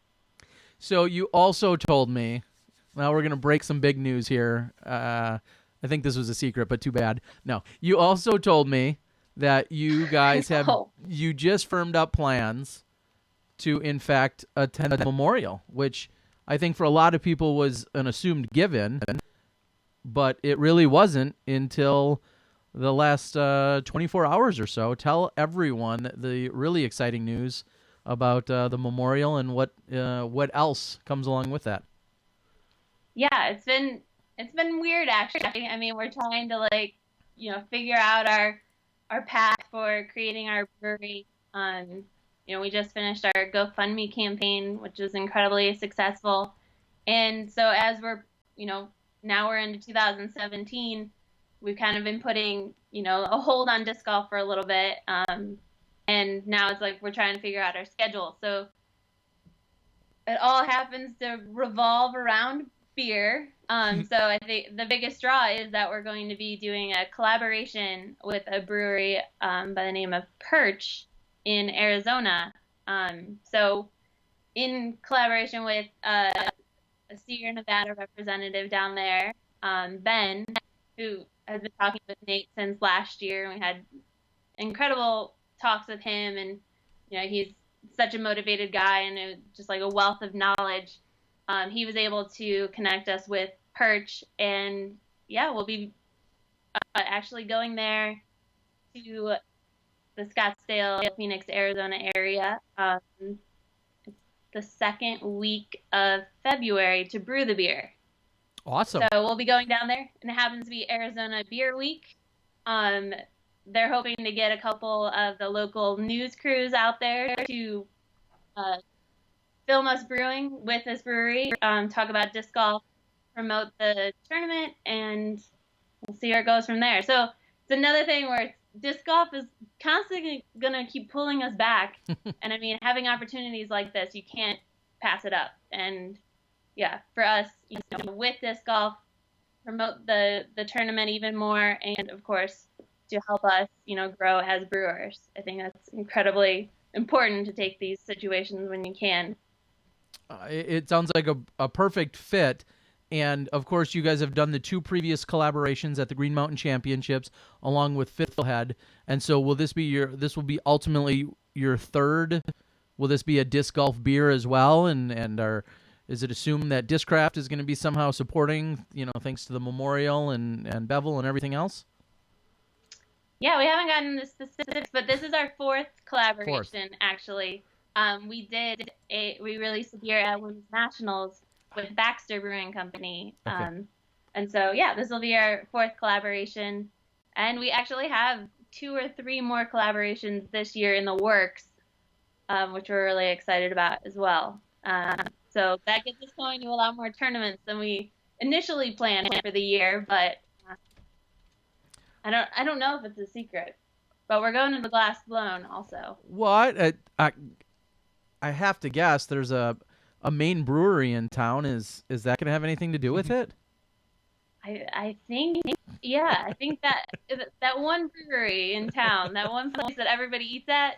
Oh, yeah. I think we'll be doing something with Radius Brewing. Awesome. Yes. Breaking news here. Yeah. Awesome. That's a lot of people. Now, I know I talked to you guys last year when you were talking about your touring schedule and being in Emporia and, of course, there for Worlds and all that other stuff. But Glass Blown, seemingly wasn't going to fit and everything else. But here we are having you guys back in Emporia and working with Radius. And people love Radius already, and people seem to love your beer. So it seems all too perfect. Yeah, it's great. I mean, last year and in previous years, we've missed the Glass Blown. I mean, the weather has never been great during that time of year. But I'm hoping this year, because they're coming back, I'm hoping for great weather. And, of course, the beer is going to be awesome. So it's going to be a good time. So in a couple of my conversations today, and I'm no journalist like Steve Hill is, and going out and getting all the details, accolades, and thanks to him for all the hard work that him and Alta World do to do all the hard-hitting journalistic stuff. But in a quick conversation that I had with Madison today, I wrote down something that she wanted to touch on, again, because I was talking about Innova and their team and then all the other teams. And a quick quote that I wrote down was, "This is not just an Innova Val thing. This is an all women across the sport thing." Yeah, this is focused on Val and Innova, but it's really a bigger issue with most of the manufacturers. Yeah, and I thought that was a really great way to word it. And in a similar but different conversation that I had briefly with Sarah Holcomb, she said, "My only thoughts are that this is important to use the word equity rather than equality when referring to women, to what women of disc golf want. There's a big difference." So I thought those were a couple of lines that in talking with them or having a quick conversation with them that they wanted to point out today. And again, 2 of your biggest supporters out there speaking up for you. Rebecca Duffy said prior to tonight, she had changed also her profile picture, she said, to the Team Val picture, and someone had challenged her and said, "You're our board president. Should you be taking that stand, or should you be specifically speaking out. And she's like, I'm a woman and I'm a disc golfer, and I want to support Val and her message. And so she said, absolutely, I can do this. So interesting to get some of that feedback that we see. What we said that earlier. AJ, your brother Avery had fought for you, but I guess the question is, he made a lengthy post saying he's been with Innova for 16 or 18 years. They've supported him. They continue to support him. He's got now a signature T-Bird as opposed to the Destroyer he used to have. But is he in an awkward position now? Is there any change or any difference now? I mean, you guys love each other, your brother and sister. He's on the team and works day in and day out with Innova and their strong partners in Disc Golf Park and Millennia, or not Millennium, sorry, Discmania. Long question made short is, how does AJ? No, I got it. Where's your brother with this? Yeah, it was tough, and he was literally the last person that I had to tell because I knew it was going to be harder to tell him than anybody else, because he is, strong supporter of Innova. He has made his way, while he's a sponsored Innova player. His focus has been a lot on Discmania, and he's a huge representative of them. He's a player. He uses a sponsorship to promote himself as a player to, supplement his income. So again, you can't bash on the player for that. But yeah, I mean, he was incredibly hurt. He's known what I've had to go through all these years, but he was incredibly hurt that, when the last card was drawn, when I made that last statement to him, nothing better was done. Nothing changed. And I think the biggest statement he said to me when I was on the phone with him, he started to say, I wish you would have told me sooner. He's like, but you told them. They should have listened to you. Like, my statement they wouldn't have changed anything. You said exactly what you needed to say, and nothing changed. So I thought that was really nice of him to say, and yeah, fully support him. Yeah, but I think you should have him on the show and grill him about it. It seems like, I mean, it does seem like a very fair question. You were there. You were winning your third consecutive title at the year of 2009, and he won his first at that point. And as you said, you were 3 ahead of him. You had 2 more than him. 2 more at that point than Dave Felberg had, and both of them were with those discs, and you still were without. And so, it's a great question that came in on the board. Have you had any conversations? We know some of your other supporters are Keen. Keen supports me. Keen supports Smashbox. I'd like to thank Keen every time I can. But have you had conversations with Grip and or Keen in terms of your position or stance? Have you had obviously not similar problems? Otherwise, I'm guessing you wouldn't be with them. Does Grip treat men and women as equal as I don't want to say as they see fit, as you see fit, as they should? They do. Okay. Yeah. It's been amazing for, all my sponsors. Of course, they're going to continue to support me. And it's actually amazing because other disc companies and other just disc, I thought it said disc manufacturers, all the disc companies have come to me, and whether or not I'm going to be sponsored by them, they have offered their support, in any way that I need their help. So I think just the whole disc golf community has been so supportive. But my current sponsors in particular, I actually need to call Matt Cullen of Grip back. He just called me today after this. He's feeling a little. Was it getting a little warm over there at Grip? He's like, did someone turn on the oven in here and then walk out? It's a little hot in here. But his statement, I listened to his voicemail. But yeah, they've always been so supportive of me as a player from the very beginning. I mean, they made a Val Jenkins signature bag along with an 8 DOS bag. It came out at the same exact time. I got the same amount of profits. Everybody on the team gets the same, for their level that they're on. Yep. And yeah, and so today he called, left a message, and you know, he knew everything that was going on. He was really proud of my statement, and they're looking forward to having a promotion to encourage more women to play, and so they wanted to get my feedback on it. I'll call you back, Matt. But all this, you know, my sponsors, I did want to make a statement on my website about that, but you know, I kind of left it how it was, you know, focused it on Innova and leaving. But all my sponsors now, yeah, I'm incredibly happy with my treatment and how they treat men and women on the team equally. Okay, and then hopefully that answers your question there, Hannah. Someone had said, well, specifically, Philo got this, blah blah blah, throughout the year, and you worded it perfectly. You said that if you're on the same levels, you get treated equal, but there's different levels of sponsorship, obviously, within the GRIP organization. So that makes perfect sense.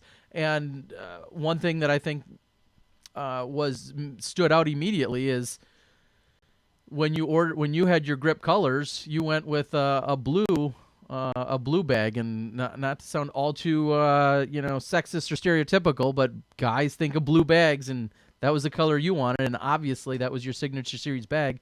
Are we going to see more signature series maybe bags coming out soon? I don't know. I hope so. We'll see. Well, now they're yeah. How much did your stock, the Valarie Jenkins disc golf player profile stock, go up since Friday? Is that a fair question? What do you?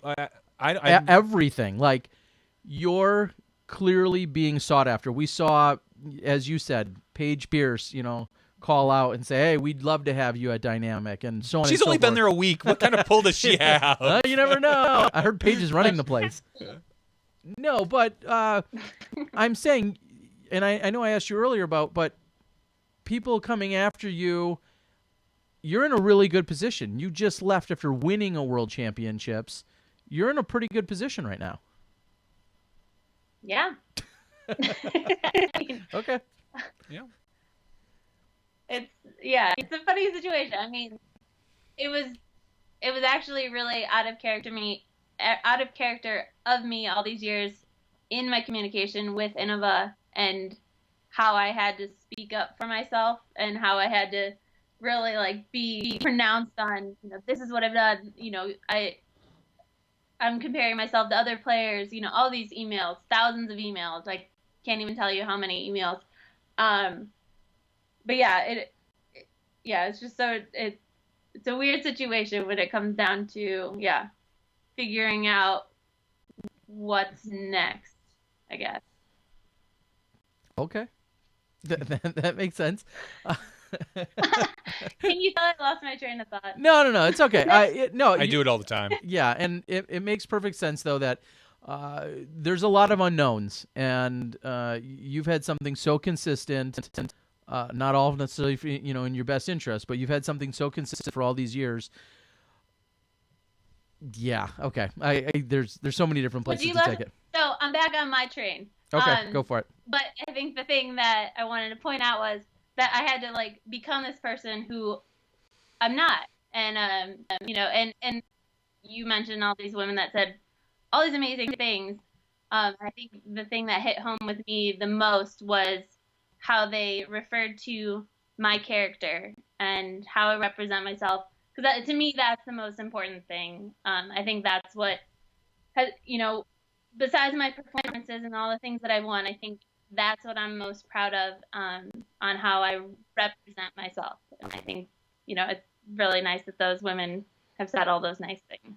Well, yeah, and that's just a given. And I think one of my favorite quotes ever comes from your husband, who says, if you don't like Val, there's a problem with you. Or something along those lines. Or if you have a problem with her, there's a problem with you, because obviously... Yeah, there are a few more cuss words probably in there.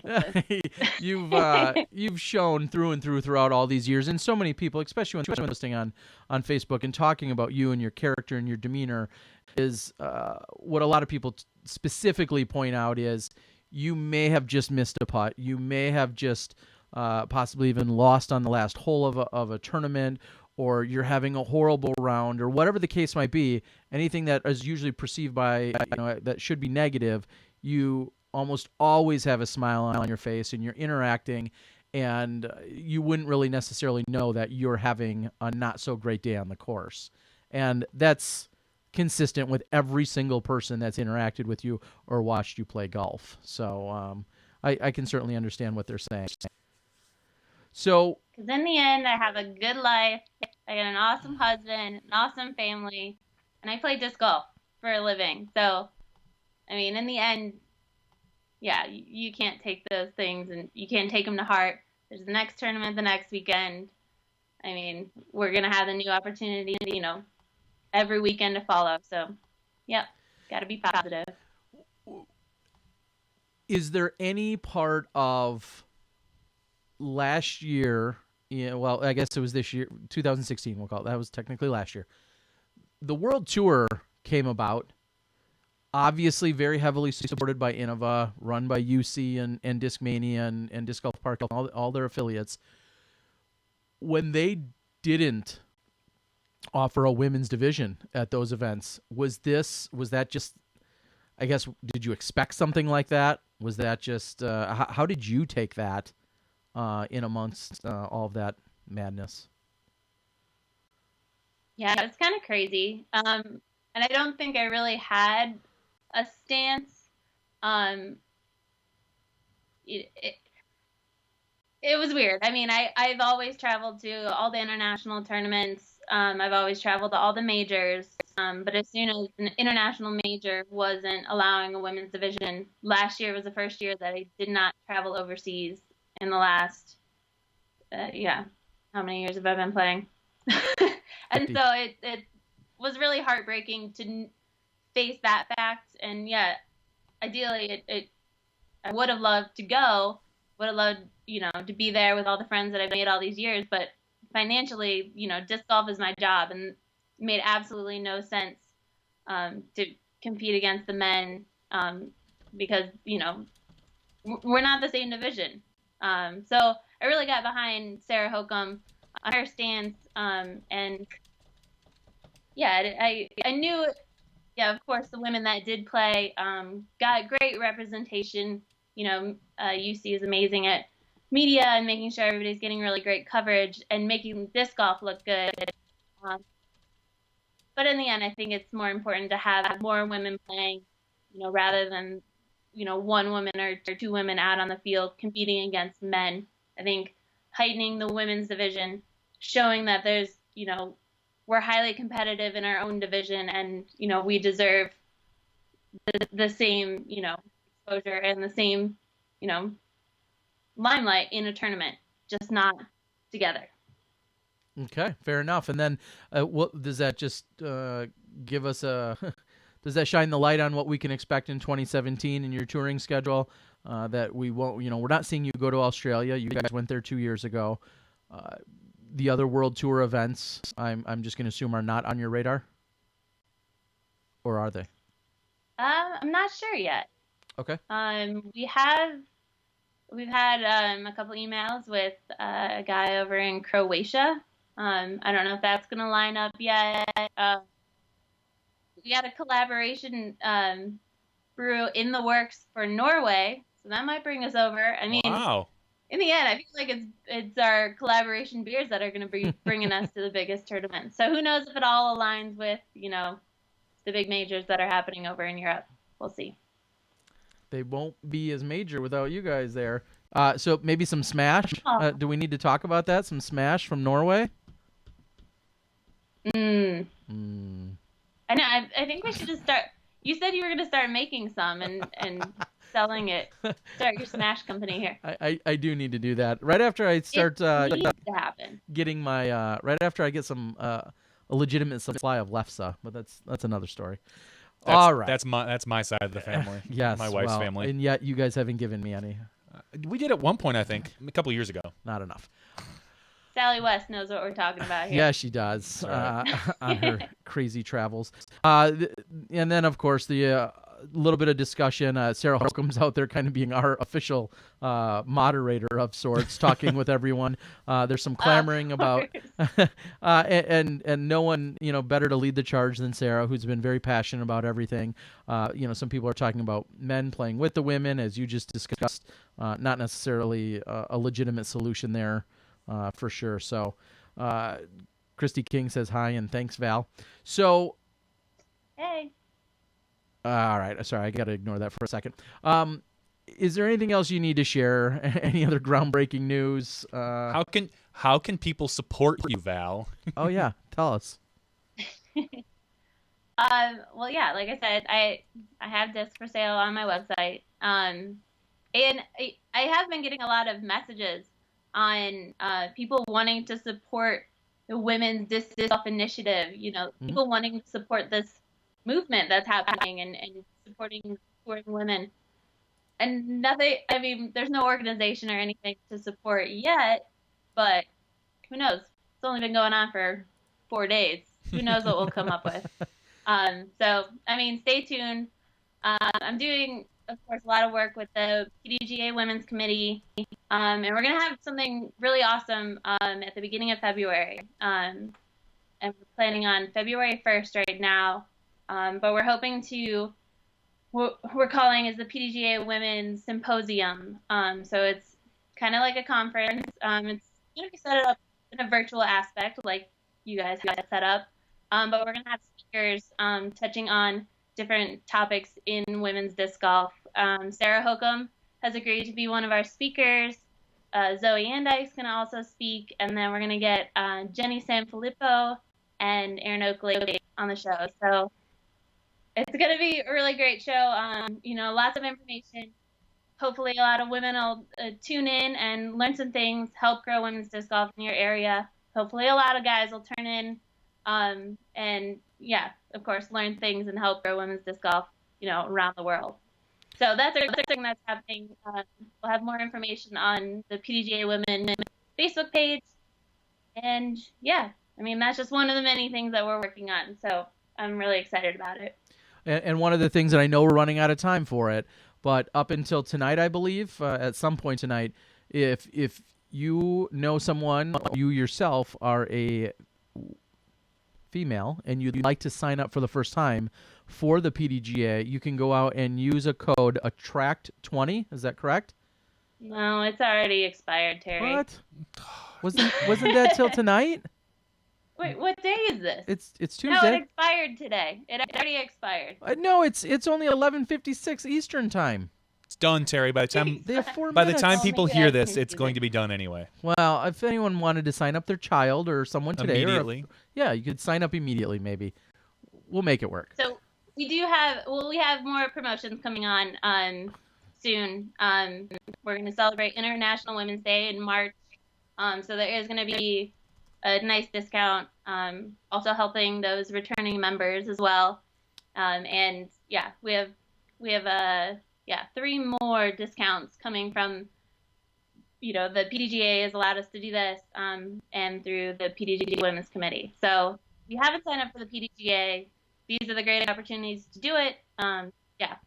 Follow and like the PDGA Women Facebook page. Yes, and more often than not, just so everyone's aware before everyone blows up, it's going to be on attracting and getting new members to sign up more often than not. There may be a slight discount code on a renewal, but again, getting new members is the primary focus for a lot of those bigger membership discounts. So, and we'll pass those along as we see and hear of them as well. So, sorry if I'm a day late and 20 minutes short. I think I've heard that before. Late. Anyway, I said you're short, but that's about it. Well, Val. So I do have one more thing to add.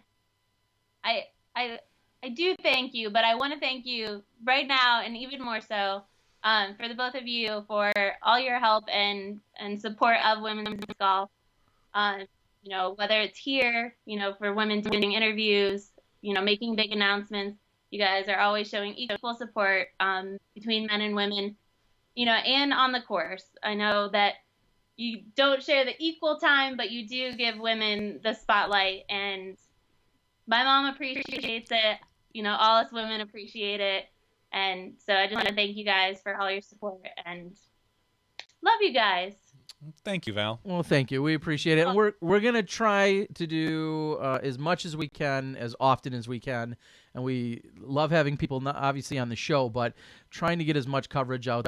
And we realize that it's never enough for everybody. And we're just trying to get as much as we can of divisions, men and women, and we love doing it. And sometimes we've gotten chastised or criticized for it, and we know deep down it's the right thing to do to give you as much of the women's coverage as we can. So yeah, and you're going to women-only tournaments and covering them, and I think that's so awesome. Yes. So watch those videos. Go on their YouTube channel, watch those videos.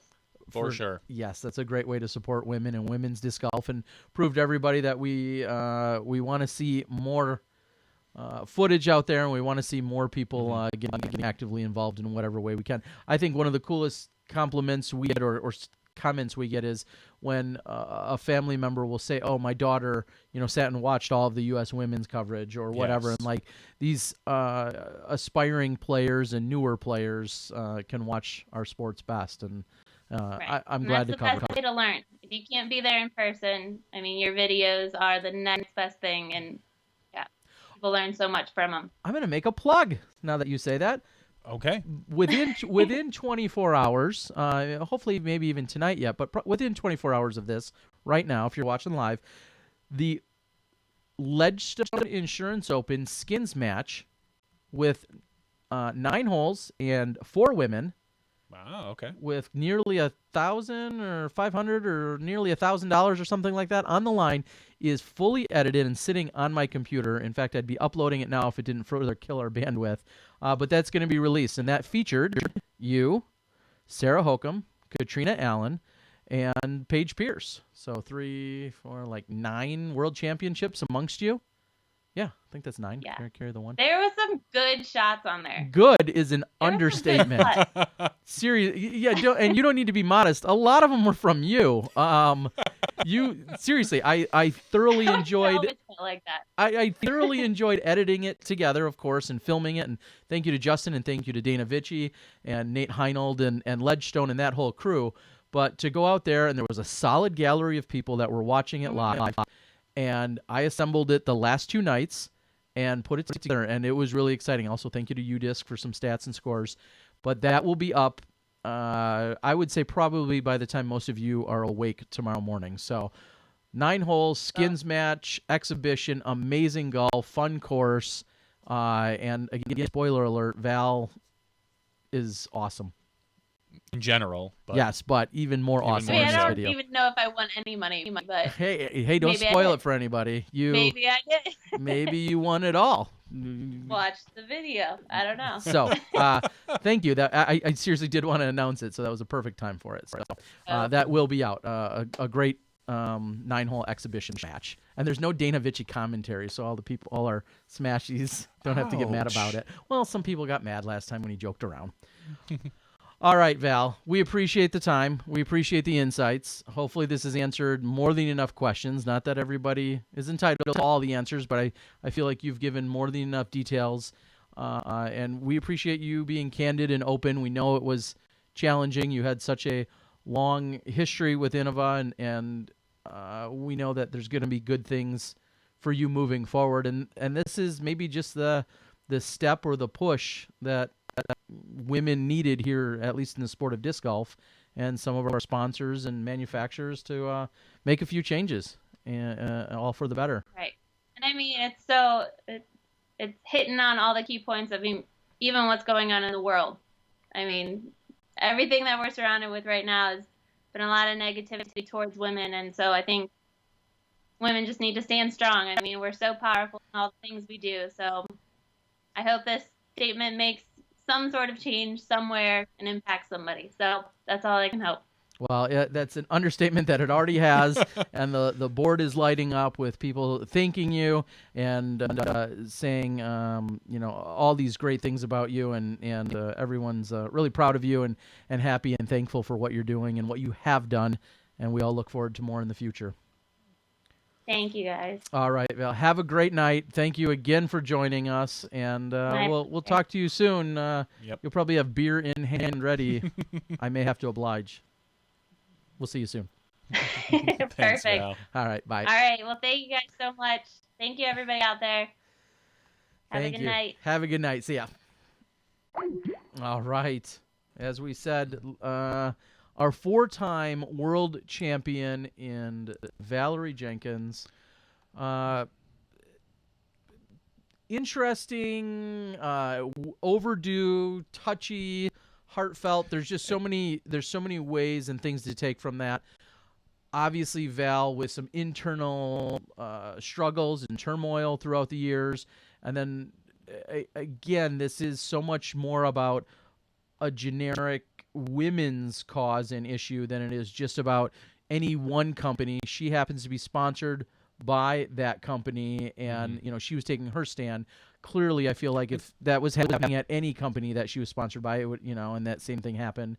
She would be as outspoken. Yeah, and about so it. we need to be very clear. This was not all about or anything about us coming along and wanting to bash Innova or drag the name through the mud. It's just an eye opener from one person's perspective that is incredibly well respected. And as I mentioned on the board, if anybody ever from any manufacturer wants to come on and talk and discuss their side or discuss anything in general, we are open. We can find time in our schedule. We're here Tuesday nights at 9 p.m. So just make time. If Innova wants to come on and discuss their side, they're more than welcome to. Or if other manufacturers want to come on and talk about women's disc golf in general, we are open to that. Well, yeah. So the one thing that we certainly feel here is there's been a few manufacturers and sponsors that have used us as some form of a conduit or utilized us in ways to get messages. The PDGA, thank you. In some of the PDGA messaging we've done, or working with a Rebecca Duffy today on her own. Those are all different things that we thoroughly enjoy being the platform for, and we encourage people to do that.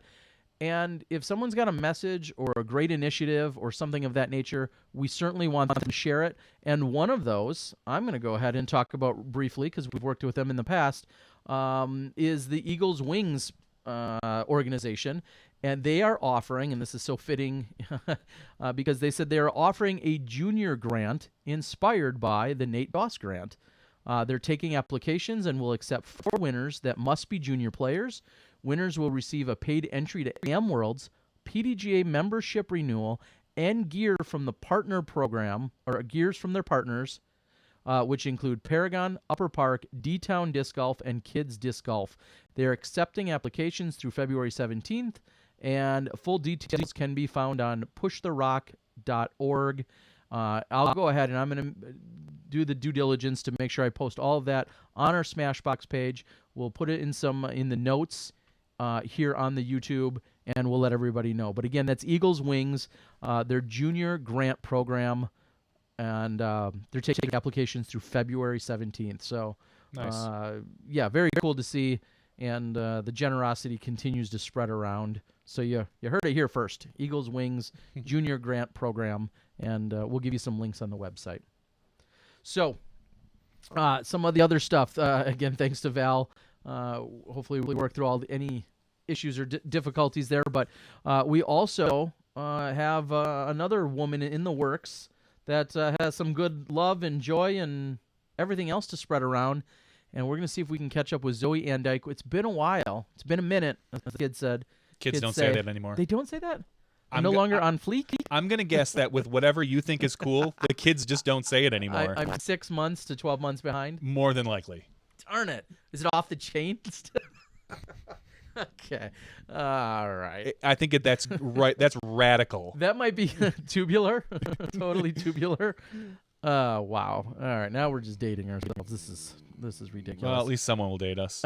We'll see if we can get if we can get Zoe to rejoin us and again get a little catch up on her action. She was mentioned earlier as a shining star by Rebecca Duffy.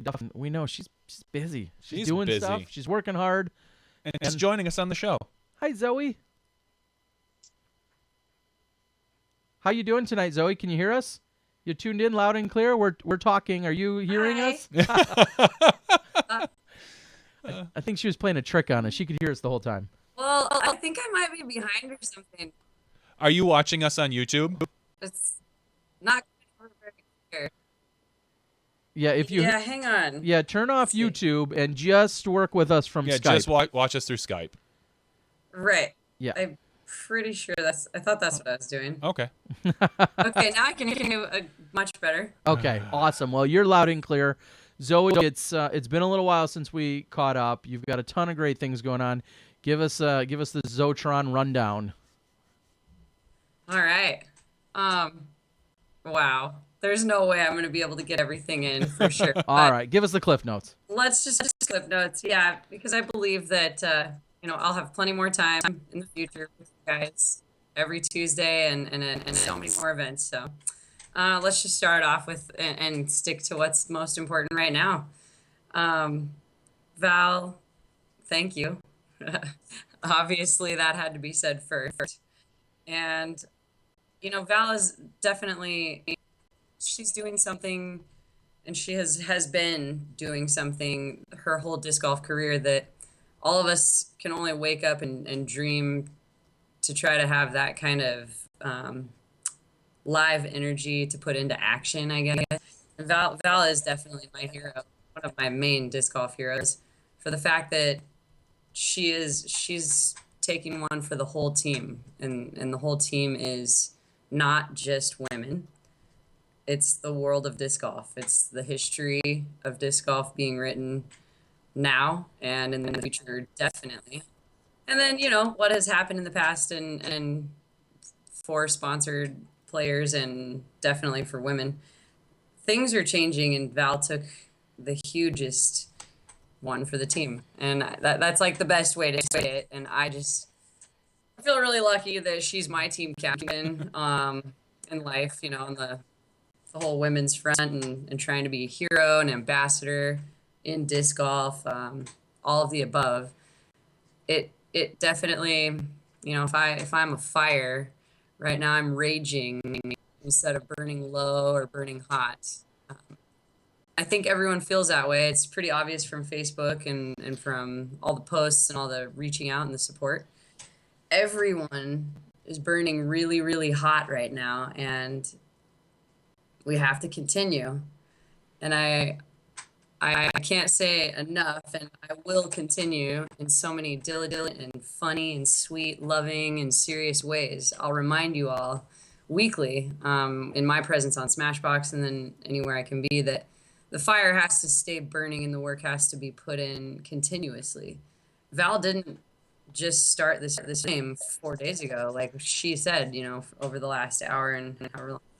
She's been writing thousands of emails, and she's been advocating for herself and doing all these things for a very long time. This wasn't something that just happened and a bomb exploded and the world was created. It's like, yeah, it's been in the works for a while, and I know personally with a lot of the things I'm doing, and you guys will all learn about.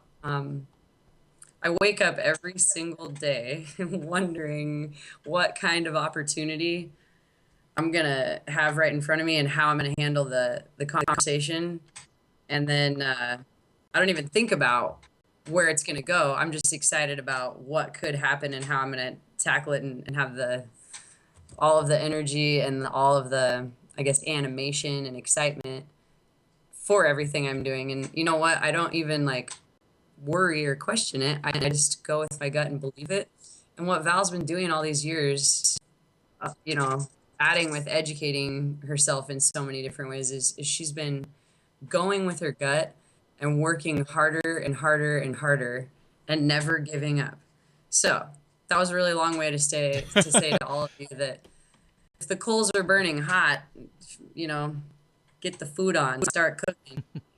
The coals are burning hot, keep the fire burning high, and add some more fuel. Now's the time. Just keep it up. Now's the time to make a statement about women's disc golf. If you're looking at doing something for women's disc golf, now would be the time to get your statement out there, to get your your point of view across out there.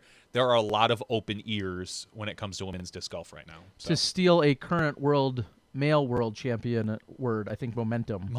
Momentum is the word, and we'd love to see it, and in any way Smashbox can help, we'd love to be part of it as well. So Zoe, again, you've been missing, but now you're gearing up 2017. What can you give us the tease here tonight, as we know we're going to be unfolding a lot of things with you this year? A lot of things, yes. Let's see.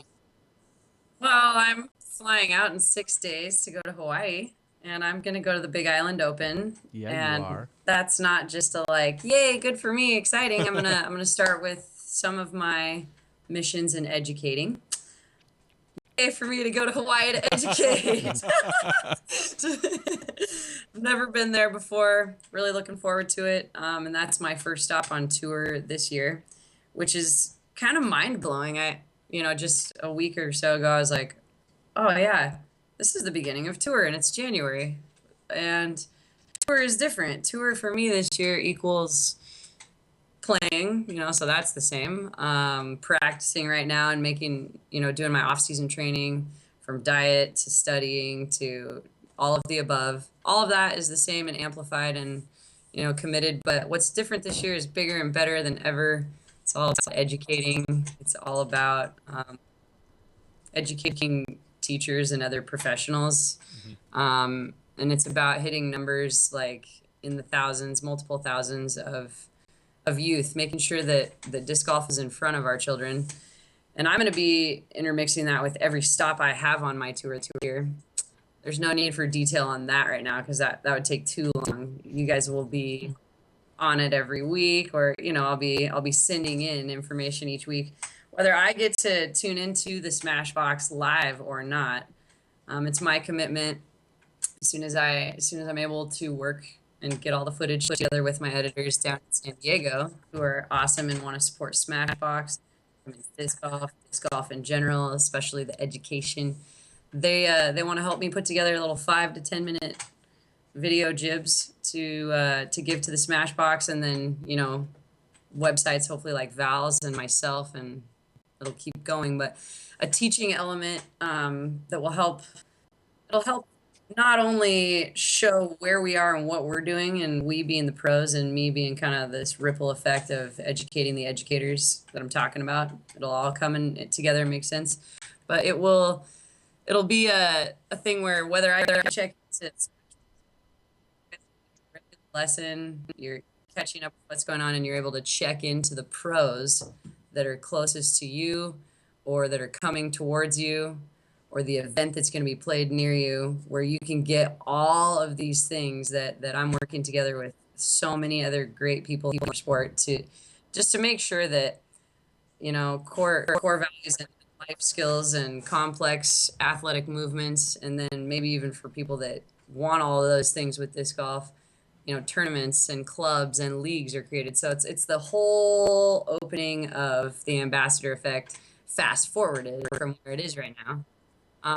Due to really great people I'm working with, Val. I don't want to give too much out about where we're at because we're gonna let each show and each episode or video to you guys. We've got a whole year of podcasts to get through.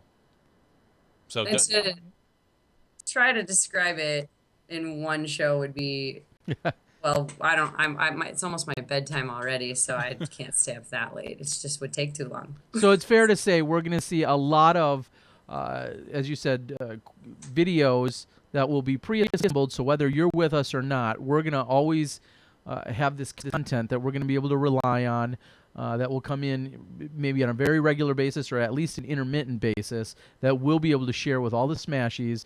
And we're going to get a little taste of what's going on in Zoe's world with all the different things that you're working on. And that's not going to be dependent on whether you're physically on the show that night or not. Is that a good way to summarize it? I think that's a yes. I'm not sure that she heard it, but I think that was a yes. Yes. Okay. Or yes. She just had to really think we've hard. All of the yeses. Sorry, I'm still you're having good. a little bit of trouble with the computer. No, I think we're having a little Hang on just for half a second. Skype lag. Hey, You shut all of your applications off on your phone if you have like YouTube or Facebook or anything running. Okay, sweet. Sorry. That's all right. I just wanted to make sure everything else was off because sometimes I'm getting you guys talking like the chipmunks and it's like. No, that's really me. My cheeks are that fat. I store stuff in them for the winter. No, I think it's the same thing we were having with Val. We're running. We had some technology issues tonight, and we're running kind of on a backup system, so it might be on us. So we will get. We will get this. We'll get this fixed. So, but yes. So okay. I'll try to maintain the focus. I mean, I do really good usually, but when it goes into chipmunk mode, it's like it's so hard for my brain. No, I understand. Well, and one of the things I wanted to bring up about your segments is that one of the things that we're doing with Smashbox is we started a Patreon to help support a lot of our contributors, and just today we actually hit our second goal that will allow us to kick back some of that weekly money that we'll see from our patrons to you guys, to you and you, Lee. We're almost like Rebecca Hall, Rebecca Duffy. And you get $3. You get $3. You get $2. So the women get more though. Here on Smashbox, all women get paid more than the men.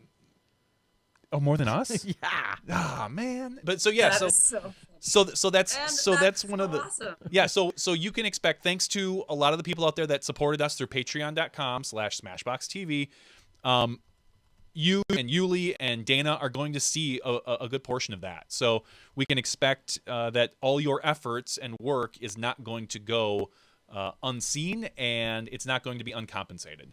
Because one thing we learned, the women like to be compensated. Yeah, pay them. So. Well, this is a great time to say thank you and to do a spin-off of that for just a really great lesson. And it's even a spin-off of where we were at with our interview with Val and Rebecca earlier. And that is, the pay it forward theme and the fighting the good fight, working hard. All of those things really tie into how we are all as a disc golf world and a disc golf community going to see the sport grow to where we all dream to see it. So sometimes when you're in the position of like, where I have been and am still sometimes where I'm having to teach a class for free or just get people interested. Remember, some of the best business advice in the world and some of the most motivating things that we can do to fight the good fight is give away all of your best information for free, because all of us have a further plan and a bigger goal and your heart towards what's after that free information. And I mean that in a way of like, I've been plugging along and doing things like this. I would have done those 5-minute things for you guys anyways. And I've always dreamt of kind of having a camera where I am, and if you're not, to be able to be like, look at what we got from this tournament this weekend, and the disc golf girl plugging in. I would do those things anyways, but when the good fight's being fought and the viewers are liking what they're seeing and we are growing, these are the kinds of beautiful things that happen. Let's keep all these fires lit up, and I'm just so thankful. All right. I am. It's cliche or not, bigger and better though. 2017. And we're hoping. Just don't let tonight's opening portion of the podcast throw you off. Yeah, don't let tonight's technical glitches turn you away. What we're going to do is this big stuff. Big stuff coming up with us. We can only get better, you guys. We can only get better. From 2017, so right now we can only get better from today. That's good. That's exactly it. Get better. All right, Zoe. I have one more thing that I really need to say. Okay.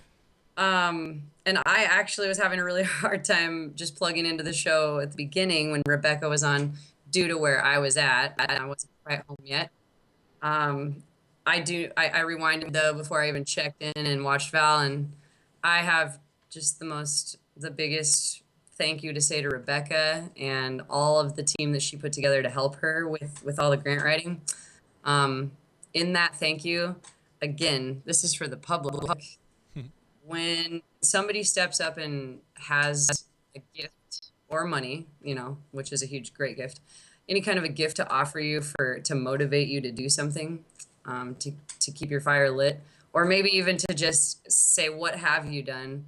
That will rekindle it in yourself. This challenge is it's like a big thank you challenge because it just made us all write down and remember the hard work and the things we've done. And so whether you won an award or not, I would say every pro that definitely wrote for this benefited from it.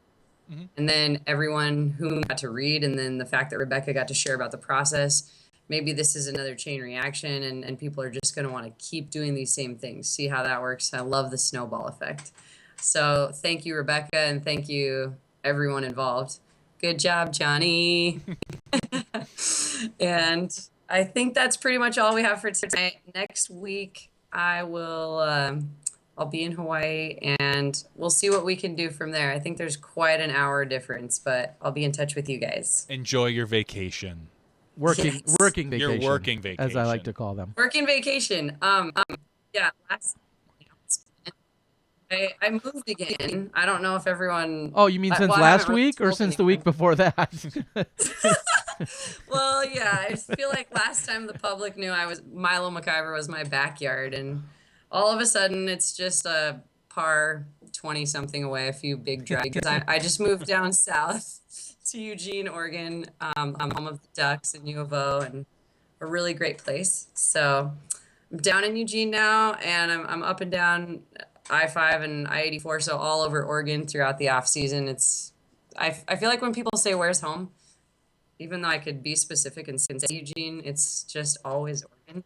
Still always traveling for the greater good of teaching and being a part of disc golf, but I've finally settled into my home with my boyfriend here in Eugene, Oregon, and it's really great. Congratulations. So, Awesome. This is the background of the new Toronto home, and I'll be joining you here as often as I can because I want to, and from the road.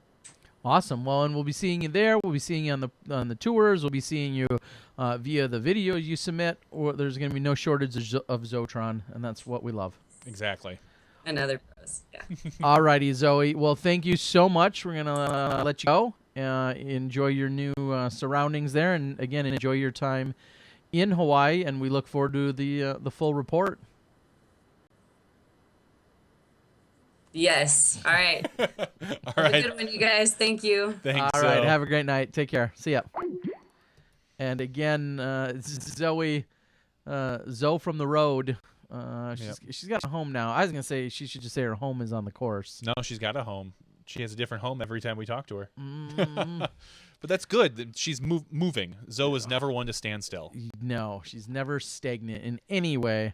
So we do appreciate it, and we appreciate all the, as you said, the patrons that have helped out and decided they want to support us here on Smashbox. And with that, we're gonna do, as you said, we'll find a way to kick back to some of our, to all of our regular contributors. We think of Paul Ulibarri, who I've had a few chats with here tonight. He may or may not be joining us in the after show. I know it's getting a little later for him than he was planning on. Yeah. But Paul and Dana, I think we're going to see a return of Dana next week. And then obviously Zoe as well. Those are three of our most regular contributors. And we've got some other things in the works that we're going to keep a surprise for now. But we do have other things in the works. And I believe we're at a position on Patreon where every week now we're going to be giving away something only to a patron, someone that's one of our contributing supporters of a certain level or something? We are, yeah. Okay, so that's something that we're going to be doing here as well. We've got an item to give away, and we'll be doing that here very shortly. So just to give everyone a quick heads up, we appreciate all of your patience throughout the night. It's been a challenging night, but we're going to never do Windows updates. That's what I'm going to say. All right, so we're going to be wrapping up the regular show here relatively soon. We're going to check in with Paul Ulibarri, see if he wants to join us during the after show, and see where things are at with him. We'll move into the after show, talk about a few other odds and ends, and then that's kind of how I see the rest of the night here going. The chat board's been great. We had near record turnout for everyone wanting to hear from Val. Really no surprise there. Not at all. And we thank you guys for tuning in. Every Tuesday night, 9 p.m. Central. This is where we're at. You have some certain advantages in listening in live because you have the opportunity to win stuff and hear the information first, of course. But we're going to be here live, and we're always checking the YouTube chat board. So And as I said, Sarah Holcomb, very active out on the board, taking it in. I would like to take a moment just to thank Miles Parkhill over at Paragon, a huge supporter of the show. He always has been. I think he always will be, if I just say that enough times. But reach out to Paragon Disc Golf if you're interested in getting your club tags or anything else in the world of disc golf. I know he's running some specials and deals for clubs and for memberships and for tournaments and all that stuff. So reach out to Miles over at paragondiscgolf.com. And, yeah, that's the way to go. So, what else do you got for us? Anything tonight that we need to touch on as you're checking out file, internet things, buttons, press stuff? It's been one of those nights. It certainly has been. It's been a pretty crazy night here, with not only just the great news and information, but also with some of the fun that we have had on the side. I don't know if I have any other immediate topics here. The after show, we're going to talk about a few random things, again, a little bit looser, and that's where we like to interact with our viewers even more directly. We kind of keep one eye on the Facebook chat, but if you have specific questions, get them prepared to bring them in on the after show. And what we'll also do early on in the after show here is we're going to give away a disc. I'm going to give a teaser right now. Excuse my reach. A week or so ago, I believe it was about 11 days ago, I ran the Chaining in the New Year, and I just kind of randomly grabbed a disc the other day. I guess maybe it's coincidental. I grabbed a disc the other day, and again, it has a sweet bottom stamp to it, so I'm going to put that up. That's actually, the stamp is on the bottom. That's a bridge on there. I'd like to thank Jen for the help with the design of that. And it's a flat top Champion Firebird. All right, so we're going to give that away in the after show. We are. So I just want to give you a little teaser. So stick around. We're going to be giving this away. We'll talk some media over at the DD. They got some sweet action going over at Dynamic Discs in the media world. We'll bring you guys up to speed on that as well. So I think we're good to go. Johnny, you got everything in terms of the credits? Anything else we need to worry about right now? Worry about that all a little later. All right. So for Johnny V and myself, Terry Miller, the disc golf guy, we have to thank Rebecca Duffy, her enormous generosity and her vision to give away some money to touring pros was so generous of her. So thank you to Rebecca Duffy, and also thank you for giving us the platform for you to make the exclusive announcement here tonight, to make it here first. We'd like to also, of course, thank Valarie Jenkins for giving us her time, giving us her very candid feedback and information regarding the major shift and change that happened with her and her sponsorship, and hopefully the movement that we're going to see in women's disc golf. And we'd like to thank Zoe for checking in with us, giving us a little preview of hopefully more that we're going to see here from her here in 2017. That's For right. Johnny V, myself, Terry Miller, the disc golf guy, this is podcast number 126. Stick around. In about 2 minutes or less, we're going to be back with our after show where we'll give away some free stuff. We'll see you then when you step inside the Smash Box.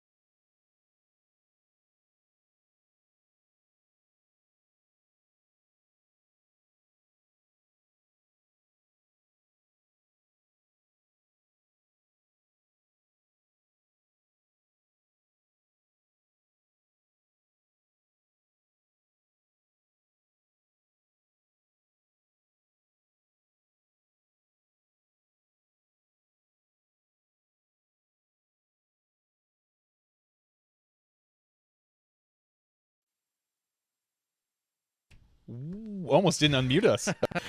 That'd be the best after show ever. Oh yeah, just us talking with no voice. That could Mystery Science Theater 3000 us. That would be fantastic. I would love that. They're bringing that back, by the way. I'm excited. All right. Well, welcome everyone. This is the Smashbox TV podcast number 126. This is the after show. Things get a little bit wilder and crazy, or sometimes they don't. They're a little subdued and boring. It Tony, can be either or. I feel so bad for Tony for it.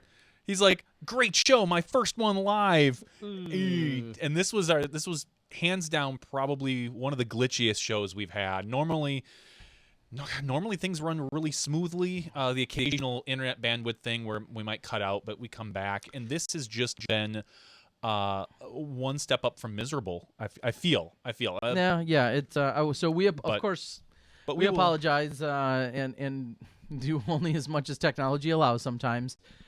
For those that didn't know, there was a little issue during the opening of the original regular show, and Johnny V's full-blown just totally wiped out his computer.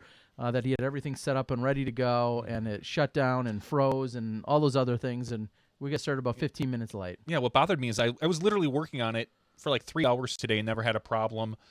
We went live beforehand to do some testing with some audio just on Twitch, and then suddenly, like literally, we started up and it just hated me. So we'll see. Either way, we're here for the after show. We're going to talk about a few things. We'll also be giving away a flat top champion Firebird with a custom stamp from a tournament I ran about 11 days ago. So we'll get that out to one of our patrons. Right now, I'll say this, and What do they need to do to be eligible to win? Why don't we start there, Johnny? if you want to be eligible for our weekly drawing, all you have to do is sign up to become a patron at any amount. We've got different amounts for different things. But really, you could donate $1 a podcast and limit it to $1 a month if you wanted. Mm-hmm. If you just want to be entered in the raffle, the weekly, it's not a raffle, the weekly giveaway. I think raffles are illegal. The weekly giveaway, then become a patron and your name will be added. Right now we have I see 45 people that I just downloaded the list. I sorted them all in alphabetical order by their last name. So as long as we keep getting new people, the list will shift. Change itself up, Yep. and then we'll go as far as go out to random.org, hit a button, put in the parameters of between 1 and 45 or whatever the number Right is. now it's 45. So And that's inclusive of both numbers 1 and 45. I've had that fight with people before. Yep. So what we'll do is we'll randomly generate a number, and then that's where we'll send out a disc. Last week, someone had the choice between a couple of shirts. I think I had a Smashbox soft tee and a limited run legacy tee, and our winner went with the legacy tee. So and this week it's a disc. Every week it's going to be something a little bit different. Yep. And we'll find ways to give that away. So we appreciate it very much. yeah, we appreciate it. So should we give it away right away? I don't know. Are we going to lose all of our listeners after we do that? I don't think so. Even if we do, that's all right. So again, here it is. It's a pink chaining in the new year flat top CH Firebird. Champion Firebird. So ready to go. This will get mailed out. I'll probably get it out tomorrow. Nice and as they say on the boards, FAF. You can figure that out. All right. Oh, I know what that means. Let's. All right, so you're watching. I can't do this online live just because of the way the computer's set up. You see I have the true random number generator from 1 to 45. Uh-oh. Amish Numchucker is telling us there's 46. Now, does that... Did someone literally just sign up number 1 down to number 45? If someone literally just signed up, then I'm going to... We're going to do our best here to make this... I mean... Hold on a second. As legit as possible. If someone there was a last minute entry. If someone literally signed up, hold on once. I'll do this then. If someone literally just signed up, I normally wouldn't do this. I will redo it. I will re-import the CSV. Cutoff time is otherwise 9 p.m. on. Yes, because I usually 8:45 on Tuesdays will be the new cutoff time. Otherwise, for that given week. Correct. All right. So now I'm importing. You can see. Well, they can't see, but I can see. No, it. that's I said. You can see. And if there's only 45 and you did all this for nothing, then we're going to have to call somebody out there. Jonathan Hernandez says, pick me. I think that's all you got to do is ask on here. We should just, okay, Jonathan, it's yours. You were the first to say pick me. I like that. All right, so I'm opening up a new Google Drive. I'm going to go to File and Import. I'm going to import our new list. This is what everybody wants to listen to. So while Johnny V is doing this, I'm going to sit and watch in silence. No, actually, I'm not. What I'm going to tell you guys, and we'll get back to our drawing here in a moment. What I'm going to tell you guys is in the last day or two, we saw our friend Cool Daddy Slick Breeze, Bobby Brown, make a post saying that Dynamic Disc is searching for a media assistant. Who's gonna of course I'm going to screw it up. Searching for, I don't know if they called it a social media assistant, but I'm going to find the exact wording. I know that I know of a few people that have actually already reached out to him. He'll send you back a message along with some FAQs and some details for how you can formally apply. But first and foremost, I know it requires you to move to Emporia, Kansas. That's probably been the first question for everyone, or one of the first questions. But Dynamic Disc is actively looking to hire a new employee over there.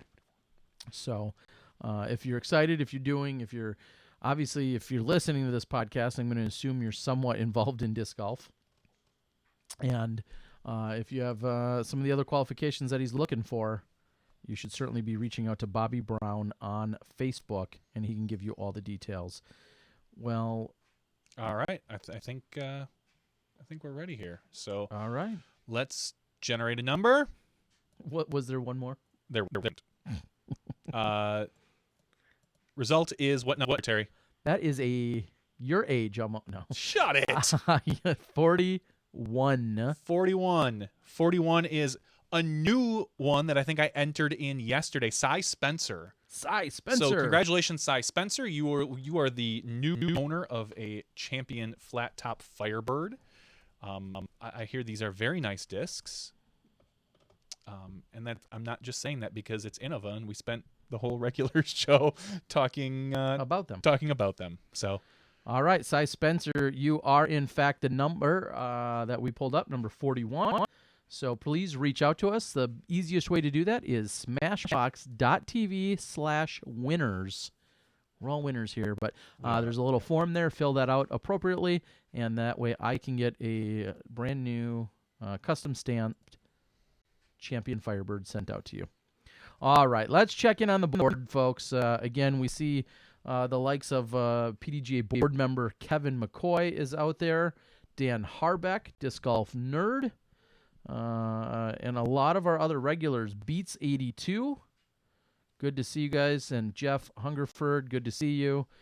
So many of the regulars out there. I don't know if Sarah Holcomb is still moderating the women's discussions that's taking place. And of course, if you want to go out and support Val, check with her website, check with Disc Golf for Women. Sarah Holcomb will also have things posted. So there's a lot of different ways you guys can go out and support and keep in touch. And as Val mentioned, as we wrapped up our regular show, we're going to do the best we can to continue to keep you guys informed of the women's initiatives, both local and large scale, and on any level that we can. So glad to do just that. What else do you got in the news? Have you been watching anything? Not really. We're catching up with, as far as TV, catching up on season 2 of Man in the High Castle. So far, so good. I think we've been lucky enough to watch about an episode a night, and then I'm usually crawling in bed by about 9:45 to 10. So. Man in the Castle? Okay. Man in the High Castle on Amazon. Oh. Yeah. Very interesting show. You might like it. I was just going to say, as I always have to ask, will I like it? It's not real sci-fi related. Okay. Very slightly. Like, just real slight. But I think you may enjoy it. Okay. How many seasons and episodes does it consist of currently? It's in the middle of the second. They just got renewed for a third. Okay. So. Okay. Yeah. Basically, do you know anything about it? Nothing. The premise is what happens if World War II, if the U.S. doesn't win. So basically, the U.S. is split into two parts. The West Coast is all Japanese owned. The East Coast, actually from both the Rockies over, is all Nazi run. So Wow. and it's different power plays. It's different, people doing like resistance. Americans. It's actually really good. So Okay. And then I know during one of our shows, I had briefly mentioned that I think I saw that, I don't know if it was just a single pilot episode or two, but Sneaky Pete. And I had mentioned it on a show, and I said I thoroughly enjoyed what I did see of it, and that was it. Again, it might have just been a single pilot episode, but I see that it's being advertised and that it's been picked up, or they're running with it, or it's filming again, whatever the case might be. I think that's an Amazon Prime exclusive, or Amazon Prime backed. Sneaky Pete. okay, With yeah, that name I can't pronounce, or the gentleman. Giovanni Ribisi. Sure. Yeah, that guy. Yes. I probably massacred that. But Oh, I don't know. Anyway. I just know I enjoy most of the things that he's in. oh yeah, he's good. Boiler Room is phenomenal. It's one of my it's highly rated for me. Yes. And I think the only other thing I've been doing is working with a web developer to get the Fantasy Skip Ace stuff. Okay. The Fantasy Disc Golf stuff up and running. He's got me set up through something called GitLab or GitHub and stuff like this. It's like a check-in, check-out system for your file, so you know exactly why you edited and changed things. So I'm working on that and trying to learn that in general. And once that's done, hopefully in the next couple days, we should have a working site again. Wow. So the site, works, but there's no updates. This will be an updated working site. So I hope to have that. And then I need to do a couple of things in the back end for new scoring systems and all that other good jazz. But we're moving. We're moving on with it.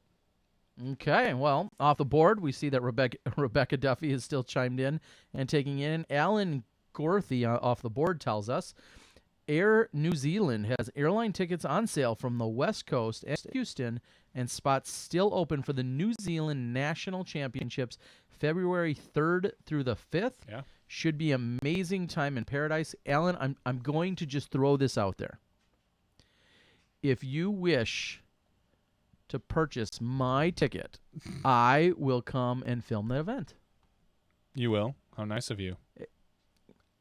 That's a pretty fair offer. You don't think so? Whatever. All right, so Alan, I'm just throwing it out there. I believe I am in fact available February 3rd through the 5th, so I can make it happen. Some people are questioning on the board as to how do you get a wrench next to your name, and the wrenches are moderators or administrators, or what? Those how are does that happen? yeah, those are moderators. If I recognize your name, or you're a pretty regular guest out on the chat, and I haven't seen you ever say anything really obnoxious, I will sometimes grant people with a moderator button so that they can, like, for instance, tonight was very interesting because Hannah Croak. Okay, I always want to say Crocaw, like Brokaw, but Hannah Croak. Hannah Croak and Sarah Hokum were both moderators, and I was I would say I was just slightly nervous. I trust them, but this is a touchy subject when it comes to women and, equality and things like that, some people, whether they mean it or not, like I had kind of taken some devil's advocates questions with Val. There's sometimes things can get lost in translation and chat. So I think they timed someone out once or twice, but I don't believe we lost anybody due to banning, so that's good. Yeah, and so a lot of that, as you were just saying, we also love that some of our regulars that are in, and that we know that they have the best interests of the show and positive publicity and PR and all that other stuff from our board. Sometimes spammers just get in there. Yeah. Sometimes random people will find us on a live feed, and without a hesitation, they just see a live feed and they're like, "Oh, I'm just gonna go be a massive D-bag or troll," and they'll just come in and randomly start trolling. So there's a lot of different situations. So having a number of people with the timeout or ban hammer, so to speak, works out pretty well. So we appreciate anyone and everyone that is willing to help out in that way. And now everybody's clamoring. They all want wrenches. They all want wrenches. It can't all be a wrench. I was a little because I thought at one point I saw Beats I thought I saw him banned Ooh. And I don't know if he just got a timeout by by Madison. But I started looking. I'm like, oh man, I need to start looking at how to unban somebody, because Beats is a regular, and I didn't know what was going on, and I couldn't. The sad part is I couldn't find where to unban somebody, so I need to look into that. I'm not sure that you can if right. Oh, unban probably, but maybe not untimeout. Well, and sometimes too, somebody pushes a really specific narrative or wants to push, some questioning over and over again, and we may see it, we may address it, we may not. And it might be something we're thinking about addressing later on in the interview as well. Sure. We try to maintain a coherent thread through some of our questioning, but so we can't just jump to every single question. Yeah. So we'll do the best that we can here. And also, systematically, there are a few words and things that are just built into YouTube. And also, I think a dictionary that we can put together that if a certain word shows up, it'll automatically, YouTube on its own will go ahead and take some form of action. I saw Milldog out there. Mike Milne said he would like to see Yuli in the show because he wants to punch him for not for playing golf with him this weekend. So sounds like Yuli's getting called out. I think I don't know what's going on, but I think we might just push Yuli off to next week. Yes, it sounds like just because of the tech issues. I'd rather just get things done. And what I believe I'm going to do this week is find my Windows license key and probably do a fresh format. There's a couple things about this PC that I've been wanting to address, and I'm hoping that this will do it. So I don't know. That or can I buy a new computer with Smashbox money? If it only had some. Kevin McCoy says, I think it's condescending that the moderator is a tool. That's a good one, Kevin. I see what you did there. Oh. Mod on here is super basic. Mods can only do a few things. And it looks like Dutch is back. He said, I made it back. Baby's still sleeping. Dutch running the daddy daycare over there. Dutch looking for Pro Tour cards of himself. He is, and I think a lot of our Pro Tour players would love more of them, understandably. I'm going to say this because I'm going to be hunting you down for any Pro Tour players out there. I am going to be traveling with multiple packs, full complete sets of Pro Tour cards, and I'm going to get as many as I can, get them signed by those people, and they're going to be part of a personal collection, and I'm going to find some way to help out some of our Pro Tour people. But when you see me this year, the first event or two, I may have to rifle through a whole deck of cards and then ask you to sign a dozen of them of you, but you're going to see that in the first few events this year for sure. Saying that Sherry, we should get a wrench. I'm not sure. Is that Jessica? Did I see Jessica? I think I saw a post from you this weekend that you played well and were back from injury. Is that Jessica? I don't know if it's Jessica or Sherry, because the funny thing is Sherry comes on during some of the broadcasts, and I think I made her a moderator on the Pro Tour page when we were broadcasting over there, and so it's usually Sherry, but occasionally Jessica logs in as that account as well. We know that she's been there. Jeremiah says you're going to have to pay them to sign their cards like a real professional. Pay them. We'll see about that. We'll see about that. Not my wrench, they say. What else? I'm sorry. Christine King, I do want to send a quick shout out. I don't think KK has frequented our podcast all too often. I know that she had obviously an extra special vested interest because she had participated in the essay contest with Rebecca Duffy. But KK, we hope to see you as much as possible, and hope to have you chiming in and be part of our board and part of the crew out there here on a regular. Let's talk. I got a good one. Oh, talk. I don't know if we're supposed to, but should we talk about other podcasts? Because I hear there's another one. There's a new disc golf podcast out there. What? Well, tell me all about it. I wouldn't call it a podcast. What would you call it? It's more a podcast to me is something you could subscribe to and receive in your podcast feeder. That would be nice. These guys. Brady Hanna, Paul Ulibarri, and Jeremy Colling.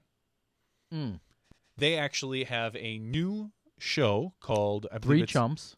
No, I don't believe that's what it's called. Oh, okay. I was just spitballing here. Two Pros and an Average Joe. Okay. Okay. So you can go out on YouTube, which is the only place I believe right now you can find it. YouTube, they upload just the audio, and I think they have a static picture there, so you're just getting audio from that. And it's about a half hour. They've only got one episode out there right now, and they do this weird thing. They just talk. Talk.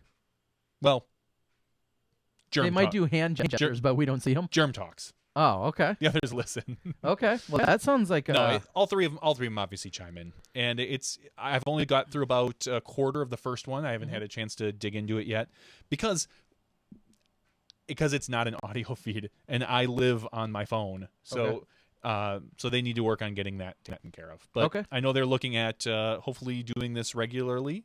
So. I was gonna say, do they have a weekly schedule that you? I haven't heard anything about that. I actually heard about the podcast secondhand from me. I think from you, maybe. Yeah, a couple days ago. Yeah. So you can go ahead and find that and listen to those guys talk on their. They've got one episode up so far. So hopefully we'll see more of that. And then I'm not sure when the Reddit r/disc golf podcast is going to be up and running again. I think they've dialed in. I want to say I thought I saw Eagle McMahon as possibly their next guest. I'm not sure of the dates. I would gladly share it with you. I don't know if they may be doing as early as this Thursday. I'm not sure when it's scheduled for, but I know they were talking about continuing to go that route as well. And I think thus far we've seen them on Thursday nights, so that may be what we're going to see from those guys. Sure. Sometime soon. And I think I made a plug in the regular show, but just so you know, by the time you're hearing this, probably the Ledgestone skins match. I keep wanting to call it Final Nine. It was a Ledgestone 9-hole skins match with the top 4 women in the world with some amazing play. Val Jenkins, Sarah Holcomb, Paige Pierce, and Katrina Allen. That is all available in YouTube and the Disc Golf Guys channel. So make sure you guys are checking that out because it was a really fun exhibition. Dana kind of explains the rules in the first minute or two, and then he's gone. And then he's gone. All right. And so then from there on, you get to watch just the sight and the sounds from the game, and it's just. Again, I really enjoyed putting it together. It brought back some memories of some phenomenal play by these women out at the Northwood Park in outside of the Peoria, Illinois area. I think it's in Washington, Illinois. So wonderful. Let's read through here. Val Jenkins, talking about getting her disc, which was the Starfire. Cool one. Terry's talking about the Ledgestone skins with the women in it. Will be up probably tomorrow morning. Yes. As soon as I get home tonight, I will be hitting upload. It's a 3 gig file. I think I saved it extra high quality. Were your clothes not dry enough? Or no, not yet. Actually, they weren't in the. I had your wife. I texted her. That's how we roll here. Yes. I'll make a long story short that my washer has again broken. We have a warranty. They have unsatisfactorily not fulfilled their fixing as they were going to do today because a piece didn't show up yet. So I'm doing a load of laundry at your house. Yeah, and I texted my wife. I said, hey, could you switch laundry for Terry? Well, I think she probably... Well, no, she should recognize your own laundry. No, she wouldn't. She never does my laundry. No, I meant your family's because it was your family's. That it could have still been wet in the dryer, so she had to re-dry it. My dryer's pretty good. It doesn't usually do that. Okay, well, either way, I switched it. We will get Dynamite back for next week. That's the plan. Yeah, the past 2 weeks have been relatively swamped with guests, so we just haven't had a chance to get Dana on. But we will. I promise. We will. Dana graciously said today, he's like, you got a jam-packed show with a bunch of stars. I'm good with standing down. I think that's how it went. Madison said, clarifies with all Patreon accounts, you can set a monthly maximum, which is really great. And that goes for the Disc Golf Guy. That goes for the Smashbox. For all the Patreon accounts, if you want to go out and support someone that uses a Patreon, you can say, I'd like to give X amount per episode or show or video or whatever the case is, but then you can also set a maximum to that. So if you said, I want to give you $3 for everything you put out, but I'd like to cap that at $18 per month. Mm-hmm. So if somebody puts out 44 things, you won't get charged that $140 $40-some or $52. You only get charged that $18. Check it all out, patreon.com. Amish Nutcracker says, the lady guests were great tonight. Need to get Hokum back on. She gave a great interview. She always does. And Hokum also kind of one of the main champions in the leading the women's support conversation. And so we love to get her feedback and insights on those things as well. Good night, Madison. It's your bedtime. Thanks for joining us. We appreciate all of your contributions. Have a good one. Andrew Clayson says, I think Smashbox asks some harder questions than CCDG. What? But it was good. Well, I'll say, I don't know. I've watched the CCDG ones, and they really haven't had a guest that has been that controversial. I mean, they had Germ, and he basically, I know he talked a lot, but then he also went through his bag. And it's not, I mean, there was nothing to really get nitty gritty on. So. Sure. So yeah, and it's been, I'll follow that up by saying last week it was discussed on one of the message boards that we don't sometimes ask enough tough questions, or that I think we didn't have journalistic integrity, to use the official phrasing. But I also did reply with that, and we appreciate that people look at us as that. But we also, there is a certain air of lightheartedness that we like to maintain here. We're not here to necessarily grill our players or make anyone uncomfortable or have any gotcha questions, things that are going to just... We were able to talk with Val the way we were because of a conversation I had largely with her yesterday, and also some of our personal relationships and knowing what she did and didn't want to discuss. And she had also released some of the information as it was. So I feel like we were able to get in a little bit deeper, drill down a little bit further with some of the questioning. Mm-hmm. And that's going to happen sometimes, and sometimes it won't. And if it doesn't, it's not because we're... I don't know how to say it. We're not trying to put anyone on the spot and bust anyone's chops here. Is really it. And if that makes us bad at our job, then maybe it does. But we don't always feel like it's always our place to be doing that. Sometimes it might be, but sometimes it's not. And we hope you guys understand that. So. CCDG just chimed in. Uh-oh. You called them out. No, I'm just kidding. I like their stuff. He meant to put, I read the live chat, but he accidentally put, I read the love chat. Oh, does I don't know what kind of podcast they're doing over there, but if they've got a love chat, I think I want to be involved. Shane follows that up and says, why not? Aren't you media? Media is supposed to ask the hard questions. If someone doesn't want to answer, leave it for them. That's a fine, yeah, and sometimes. And that's a great way to put it. And we do talk with our guests a lot of times, either right before when we do some testing, and we kind of ask them, is there anything you don't want to talk about? Is there anything, sometimes we are privileged to knowledge that isn't public yet, and we still talk to people, or things like that. And you're right. When we had Steve Dodge on right after the whole Bradley Williams thing, we kind of asked some hard questions. With Val, I felt we asked some legitimately good questions.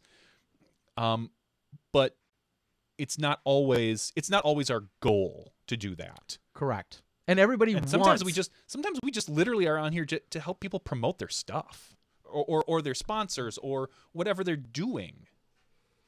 Yeah, and that's part of keeping it light. It could be a different series, could be a different set of questions, could be a different avenue or outlet. I'm not here to grill people, unless that's kind of the angle that they're looking for or willing or wanting to go down. I don't know. I guess that's the best we can say to that, is we're not here to grill people. Terry isn't always kind during live commentary. He's fair. That could be a fair statement. Again, a lot of that goes back to my personal relationships with some of these people and or backstories, and that gets lost in translation a lot. And I have to do better at that. I'll be the first to admit it. Sometimes I may say things that are an inside joke or may not be common knowledge to everyone, so somebody misinterprets it, and then it can spiral from there. And I think that's happened more than once. And it's certainly not something that I intentionally do. But, yeah, to say I'm not always kind, and then there's sometimes where I do feel like I call people out. People give me a hard time about how I interact or how I talk about Nico and his game, just to use one example. If Nico's performing a certain way or doing certain things, just like if Val was, or Nate Doss, or Nate Sexton, or Paul Macbeth, or Jeremy Colling, I more often than not don't have a hard time saying something about it. If it's something on the course, if Big Germ punches a tree, I very well may mention that. That doesn't mean I think less of Big Germ. It means in that case, I'm reporting what I'm seeing. You want to get mad that I'm not always consistent? That's okay. Sometimes I do, sometimes I don't. James says, enough drama in the news lately. Don't need it here. I like the light hearts. That's definitely another way to look at it. Nate Simpson, I believe from up north, says, Tim Kopak says, hi. How you doing, Tim? Up in the UP, I believe. We care about the players. Yeah, we do care about the players. We're here for a multitude of reasons. We're here for the fans. We're here for the players. We're here to feed our own egos. We're here for a lot of different things. And most of the time, we're here to put the pros in the best light possible, or whoever we're interviewing. Correct. And sometimes that involves leading questions. Sometimes it doesn't. I mean, most of the time, we usually try not to hide it. I mean, we try to be pretty open about things, but Max Garcia on the board has a really something really on point that's both good and bad, and I can understand when somebody says that. He says, you guys have personal relationships with the guests. It makes things different, and that can be very, very much to our advantage and completely true. Yep. And it's also true, and it can be to our disadvantage, because some people may say we may not be hard enough, or we may not look at things in a certain light because we do have relationships with them. So that works in I feel more often than not it works in our favor. That knowing these people, knowing that we're in a small, tight-knit community, I think works in our favor more often than it does not. I'm just waiting for the day that, like, you do an interview on Tuesday, on Friday you go to a golf course to do a live broadcast, and someone punches you. I can't wait. Who would it be? Oh, everyone's gonna say Nico, but I don't think it would be. No, I don't think it. No. Sexton. Yes, probably Sexton. Or his temper. Actually, you know who it's going to be? It's going to be Madison. Probably Madison. I think it might be a salmon gone wrong. That's another story. Tony says, at least I make an effort to be nice. Yeah, more often than not, I try to be. And I'm going to say this, and I've said it before, and some people may or may not believe it.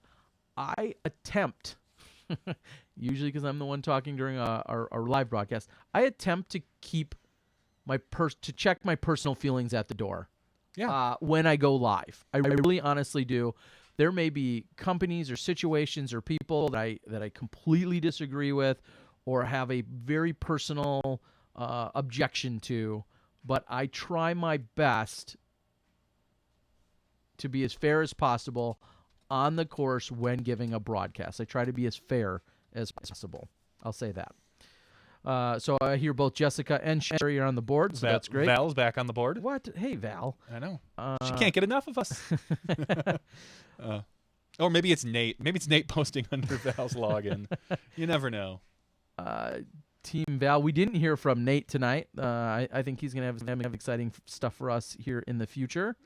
I know they're working on good stuff. I know it's weird to have one without the other. Normally we get them in a pair. Yeah, just be out of sheer convenience. Well, yeah. I mean, it works out really well. But not tonight. Stupid guys. We don't need any guys around. Should we go ahead and speculate here and now as to if Val will be sponsored by someone, major manufacturer? I'm going to say, you're hearing it here first in the after show, folks. Are you? You're not privileged to any information? I'm not going to say if I am or if I'm not. I'm going to go on a short limb and say she's not sponsored in 2017 by a major disc manufacturer. Okay, but we're going to see something in 2018. That's a guess. I hope it's not true. I hope somebody goes out there and throws her mad cash. An absurd offer that she just has to take? Yeah. Yeah. Who might that be? Well, I don't think. Oh well, maybe. I guess should we? No, maybe not a good idea. It seems like someone like Latitude, DD, or Dark Horse, Legacy. Okay. I mean, Discraft. Discraft is clearly the favorite. the two Legacy owners stood up in the Valarie Nate wedding. And that's part of what I'm thinking. And I think Discraft would be a fine fit for them, but it's no surprise that Discraft isn't sponsoring a lot of, big touring pros. I know, and if that's something they're going to change, that'd be awesome to start with Val. You said Discraft. Did you mean Legacy? No, I meant Discraft. Oh, okay. And that's what I'm saying. I mean, Okay. they sponsor Nate Yeah. and Michael Joe, Mm-hmm. but I think Austin Turner, who's going to be on the Austin tour Turner, quite a who's bit on this year. who's a young guy with an up and coming name, but really that's kind of that's it for their really really big names. Can you name a big name female that they sponsor? Well, we don't see her nearly as much. Would be Liz Carr-Sapien. Okay, We don't see her out there playing as much. She's that's not a big name. She's a good local pro, and I think she would do fine if she toured. with multiple world championships. I have to mention Barrett White. Oh, that's true. My bad. I forgot about Barrett White. You're right. Barrett White is sponsored. Don't She be is- age protected. I mean, if Discraft wanted to make a splash and start sponsoring, and get Val on the team, I think that'd be great. I just don't know. I'm not sure if I see it. Okay. I see those Legacy boys, throwing mad cash at her, Okay. or at least negotiating. I don't know. I don't see any reason why they wouldn't at least have the conversation with her. I think that would make sense. I think so. Elaine King, obviously by Team Discraft as well. Oh yeah, Elaine King. Thank you, One of the most Wes. decorated. I was just thinking that on my own, but yeah, one of the most decorated women of all time, Sheila Kirkham, who's not necessarily on the tip of everyone's tongue when it comes to traveling professionals, but yes, Sheila Kirkham as well. So And I'll say this, you didn't hint at it. You flat out said it. She's a hot commodity. Like, literally, every manufacturer should be making that call, or should have already made that call. There is no reason why there should not be 10 disc manufacturers knocking at her door. Everyone from Pro Discus, over in Europe, to Dynamic Disc, to Prodigy, to Discraft, to Legacy, they should all be calling on Val and at least getting at least submitting their name. at least get a feeling like, what are you looking for? What do you want? What will it take? And see if that fits into their plan. Should Smashbox just sponsor her? Let's give her some big bonuses. She probably wants money though. Yeah. I mean, what She would be the highest paid sponsored player on our team. She would be. And the only. That's but right. That we're women friendly. I don't even know what we could sponsor her with. I got a set of gloves over there. They've got like 6 feet of snow over where they're at, so I could give her a nice warm pair of gloves. Wow, you're a sweetheart. I don't have much. Yeah, it will be interesting to see who comes after her. DG Weekly, I was not talking bad about Pro Discus. I was just saying they're over in Europe, and I think everyone from Europe, Hero, should be reaching out to Val. I mean, there's not a manufacturer that should not be making that call and getting a feeling. I got a feeling. I know you were going there. So Val's awfully quiet. She was chiming in. I mean, She shut up real quick when we started talking like that. Yeah. Yes, Carver says he doesn't care whose name is on his disc if it's good. And that, we agree with that. And there was talk on the board, but there are casual players that and again, there are casual players that may look at a disc and think, well, that's that's got a girl's name on it. I don't necessarily want to throw that. And it's just sheer, obviously it's sheer ignorance. It is pure ignorance. But they're the same people that walk up and they think they should be throwing a Max Or a Boss. They're like, oh, this is a Speed 14. I want something, it's the Yep. fastest What- speed I can find, or 13. what- It's what the they don't- fastest speed yeah. I can find. I need to be throwing this. What they don't realize is that for them, the discs that have the women's name on them are probably the better ones for them. Yes. So I understand, and I didn't want to be too harsh on Innova. I understand where they're coming from. I don't agree with it in the slightest. Sure. Like, I've said it for years now that I feel like, Des should have had a disc. Val should have had a disc. I think Jen Allen should have a disc. I know she's got one That she had produced. that she had produced, but I just fair. You use the term fair is really tough because there are so many ways to look at it. Exactly, and that's But- the whole equity versus equality and all those Yep. different words that could be interjected into that conversation. But again, that's my opinion. Here's the example, and I don't know if it's a fair one or not, an analogy to make, because I liken and compare our disc golf scene in general, all of disc golf, to bowling in a lot of ways. And it's not even just from the the great video I saw years ago. But We both wear awesome shoes. Yep. And what I would say is, just like in bowling, you have a very limited number of people that take it very seriously. They get into leagues. And then the super serious get into tournaments, and obviously the best of the best at tournaments are pros that make a living. I see that very same thing in disc golf. And where your massive, massive chunk of people is at a recreational level. And that's the same in bowling. There are literally millions of people that bowl every year that do it in a very irregular and inconsistent capacity. They go bowling 1 time a year, 5 times a year, 20 times a year, Yeah. but it's still irregular, and it's essentially for nothing but fun. Yep. And that's as serious as they'll ever want to take it. And those are the same people that don't really care if the best bowlers in the world are on their lanes that Saturday night. They're not coming to watch it. That's the exact same way it is in disc golf. Yeah. No, they don't, Joe Player, nobody on our board, for instance, but Joe Player is out at your local championship caliber course with his buddies.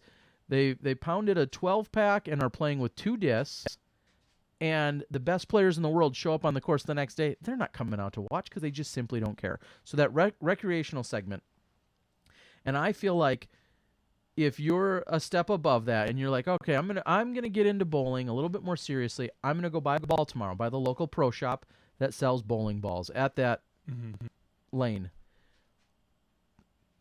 You walk up and you see 62 bowling balls. There's millions. You see 62 bowling balls. 8 of them are pink. And I wasn't even going to just say pink because I think we've seen a transition, people liking to throw more pink discs. It's not as stereotypical, but let's just say the bowling ball is in fact says this is the Val Jenkins Signature Series bowling ball. Mm-hmm. It might be 16 pounds, just like any other max weight bowling ball, but it's the Val Jenkins Signature Series bowling ball. How many men will think, oh yeah, that sounds like just inherently they may think, oh, that's a girl's ball in some crazy way. We all know bowling balls are bowling balls. Correct. And there's a million different styles. I get that. But the point is, a bowling ball could work just the same. A 16-pound bowling ball could work the same for you as it could for Val or anyone else. So I guess that's my point is I want to rip on the people that think that are stupid, so to speak, or ignorant in saying, oh, there's a name on it, I should never buy that. But I can understand using that analogy that some people feel like it might be different. And is there a difference between the Serena Williams tennis racket and the John McEnroe tennis racket? Because I can't name another more current tennis player. How about Roger Federer? That's who I was going to think, but I couldn't. Or John McEnroe. I didn't know how many R's were in that last name, Federer. But point is, you go to Target and you want to buy an entry-level tennis racket. Would you buy a Serena Williams or a Venus Williams tennis racket? You may probably you might think about it. I would think about it. For me personally, I mean, if I had the choice between 2 pretty much identical rackets, one said Federer or one said Venus Williams, I'd probably pick the Federer. But I mean, if they're identical, Sure. but hopefully, me personally, I would probably do some research if I was going to get into tennis, for instance, and say, oh, what tennis racket's going to be best for me, and then maybe break it down that way. But it's just, yeah. Again, it's not fair. It's ignorance, really. It really is. But that is maybe some of the reasoning or background to what people like Innova are saying in terms of discs and disc sales. And here's the problem I have with that argument particularly, and I don't know how the signet or the champion discs work, so to speak. But would it be so bad to make, so to speak, two different runs? To have, if let's say Val's Starfire, the Valarie Jenkins signature Starfire, and then just a non-Val Jenkins Starfire. If you were really worried about your sales, and you then get a good gauge on what is selling, are people really not buying the Val Jenkins Starfire, or do people not care? Do the sales not hurt? I just don't like the fact that didn't seem like it was given a chance recently. Like, there's so much change going on in the world, like, and to limit yourself like that, just, I think it's a bad business move. And Innova, as I said, Innova has every right to make their business decisions, but their business decisions, we have every right to patronize or not. Yeah, basically, use support. But I mean, I was going to say we have every right to question those business decisions as well. I mean, and you can shop with your dollars and go to different places. If you're that upset that you can't get a Val Jenkins disc, go get a Page disc. Go get a Sarah Hokum disc. If they do, they have Sarah? Yeah. Oh yeah. Yeah, they do. Duh. And if you love Innova, go get a JK disc. The Juliana Corver discs. Like, find a way to support if you're that into it. I mean, there are so many ways. Well, it will be interesting, and the discussion on the board has turned a little bit to Val, I think, had said it. I want to quote her here. I've been known to misquote people and make stuff up. Val says, "I think there should be discs designed for women," and that's where some of the other people are coming back and saying, "How? Aren't there already?" How do you design a disc? I'm trying to think. Like Scott had chimed in and said, yes, Val, the Jade Diamond, which is a very user-friendly, very beginner-friendly. It's easier for someone with maybe a little bit slower arm speed and or produced at lower weights, typically. We see that from within the Trilogy lineup. Yeah. But doesn't I think you could say the same of an Innova, maybe a Blizzard line or a 150 class. 150 class DX Leopard. And that's we all know that. Maybe that's why I'm just confused. I'm trying to think, like, how would you design a disc specifically for a woman? You want to design a disc for a beginner woman?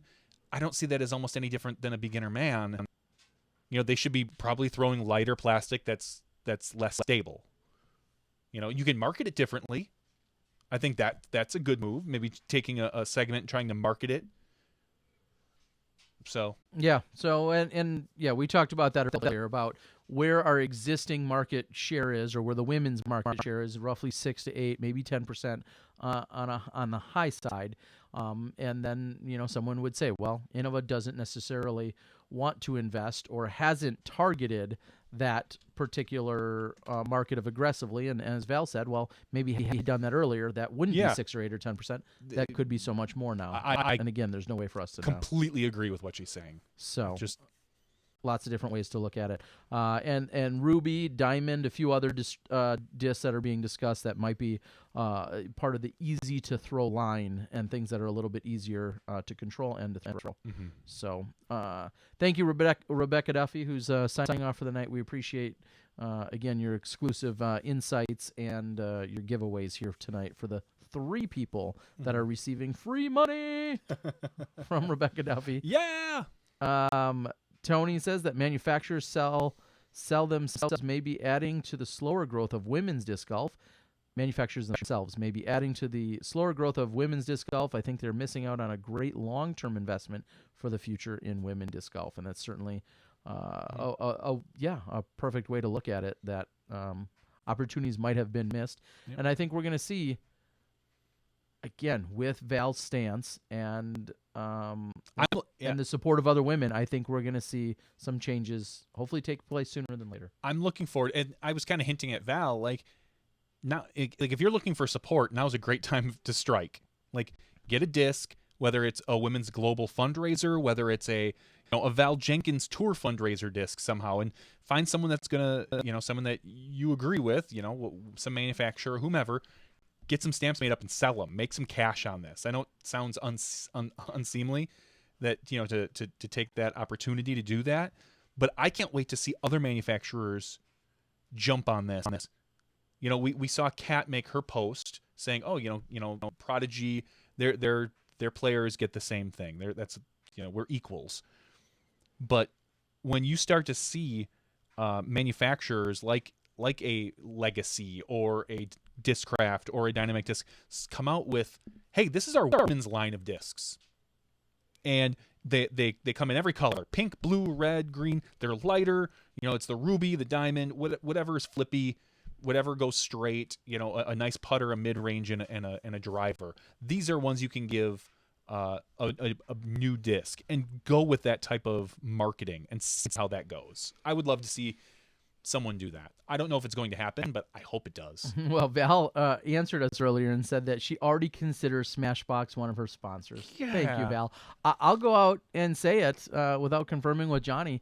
We would love to do it maybe as you're saying. If Val doesn't want to necessarily move on it, or we can collaborate with Val getting a disc, I think with your name on it and us as a sponsor with Smashbox, let's do some kind of collaboration. We would love to do it. I'll help administer it and make it all happen and ship them out and do whatever it is. Let's talk about that. We'll talk about that in the show here. I know Amp Style U2B asked if Smashbox discs are a part of our 2017 master plan with the Val Jenkins signature series. Val, that's it right there. We'll have the Smashbox Val Jenkins signature series start right here in 2017. Done. Yeah, I'm excited now. I'm amped more than before. Should be awesome. Oh, I hope you like that idea, Val, since you're sponsored by us. Cool One asks, Terry, bottom line, how are your eyeballs or views on how are your eyeballs doing, Terry? I was going to say, I put in new contacts for the first time in like 2 months, which is that's good. a month and a half longer than you're supposed to be in, but new contacts. How are the views on women's disc golf YouTube coverage compared to men? Poor compared to men. We usually get... Poor is a relative term. We will usually get, on average, about 60% of our viewers that a men's round we get. If we show a men's second round versus a women's second round, we usually get about 60% of the viewers. You've got, obviously, diehards, but there are some people, even... I kind of want to say, like, oh, no disc golfer in the know is ever not going to buy a woman's disc because it's got a woman's name on it. But they sure enough, a lot of times they don't tune in to watch the women play, and that's unfortunate. Yeah, there is and it's something we have to, we have thought about and have to think about constantly. We have sponsors and stuff that we are held accountable to. A lot of times we don't even get to make the decisions on who we cover. We talk with the event, we talk with the sponsors, we talk with this. When we do get to make those decisions, like Worlds, we were able to choose, like, hey, we're going to cover the women for 2 rounds and the finals. And Terry got to go to the women's. It wasn't live, but Terry got to go to the disc golf women's championship. It's sad, but it's true. When we've said it time and time again, the people that probably sit and watch are probably more like throwing like the women than they are those top men. And whether or not that's why you're watching, some people just want to watch the top, the best of the best of the best, who are going to score the lowest. But it's unfortunate, but we're not going to stop. I mean, there's no point. Can't stop, won't stop.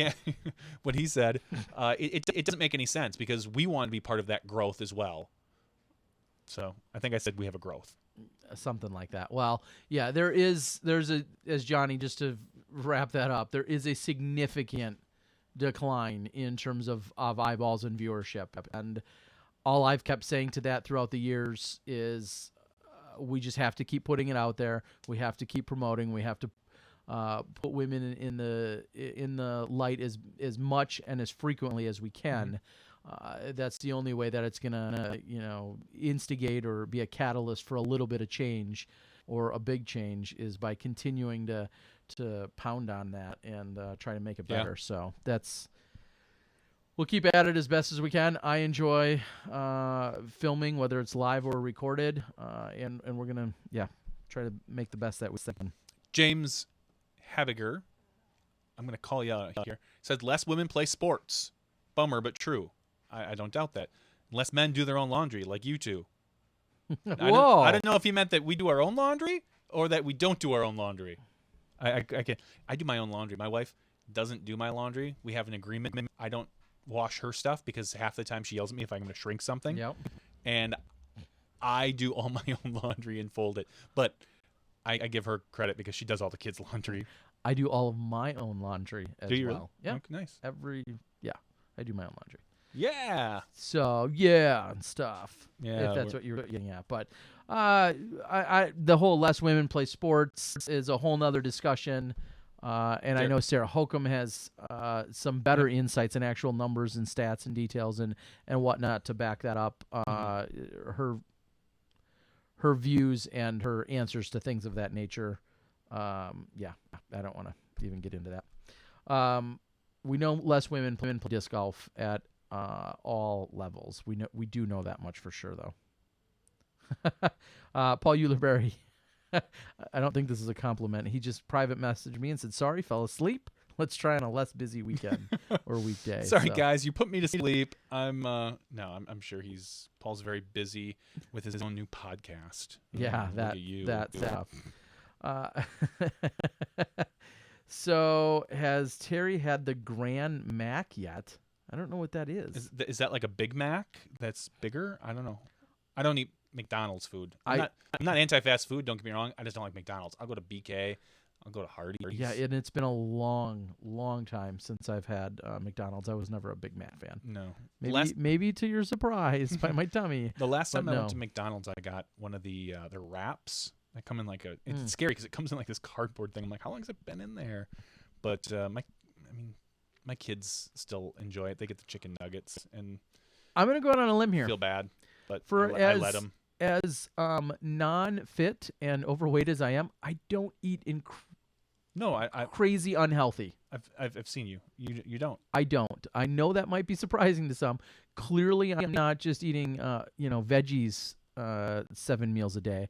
But I am not an overly unhealthy eater. Does that mean I'm overly lazy? No, not necessarily that either. Are your helpings too big? That could be mine it. Are. Portion control. That. We'll go with portion control. I know mine are. I am not like, I don't eat out like 9 meals a week or anything crazy like that. Of course, on the road, it's a little bit more challenging. I barely drink beer. I do not consume that many calories in that sense. I've had a vice or two with some sodas in the past, but no, I'm not an overly unhealthy eater. I am. Although, of course, I could be much healthier. I'm working on the soda habit that I have. It's so hard when it's literally free there and it's 20 feet from me. There's a fridge with full soda and they're just empty calories. And they're just like, take it, have one. And so, but I've been better. I've been cutting back. Usually now I'm just drinking it in alcohol mixed with alcohol. That's much better. Scott says, do you think if women played on a shorter course where the scores could be more comparable to the men's, it would spark more interest? And Scott, I'm going to further defer in some ways to Sarah Hokum. One of the comments that Sarah continues to make, and I believe it's spot on, is if you put women on the exact same course as the men, on certain courses, you're going to find that incredibly non-competitive and non-entertaining. Yeah. A 600-foot hole, or maybe even we'll use a 550-foot hole is just one example.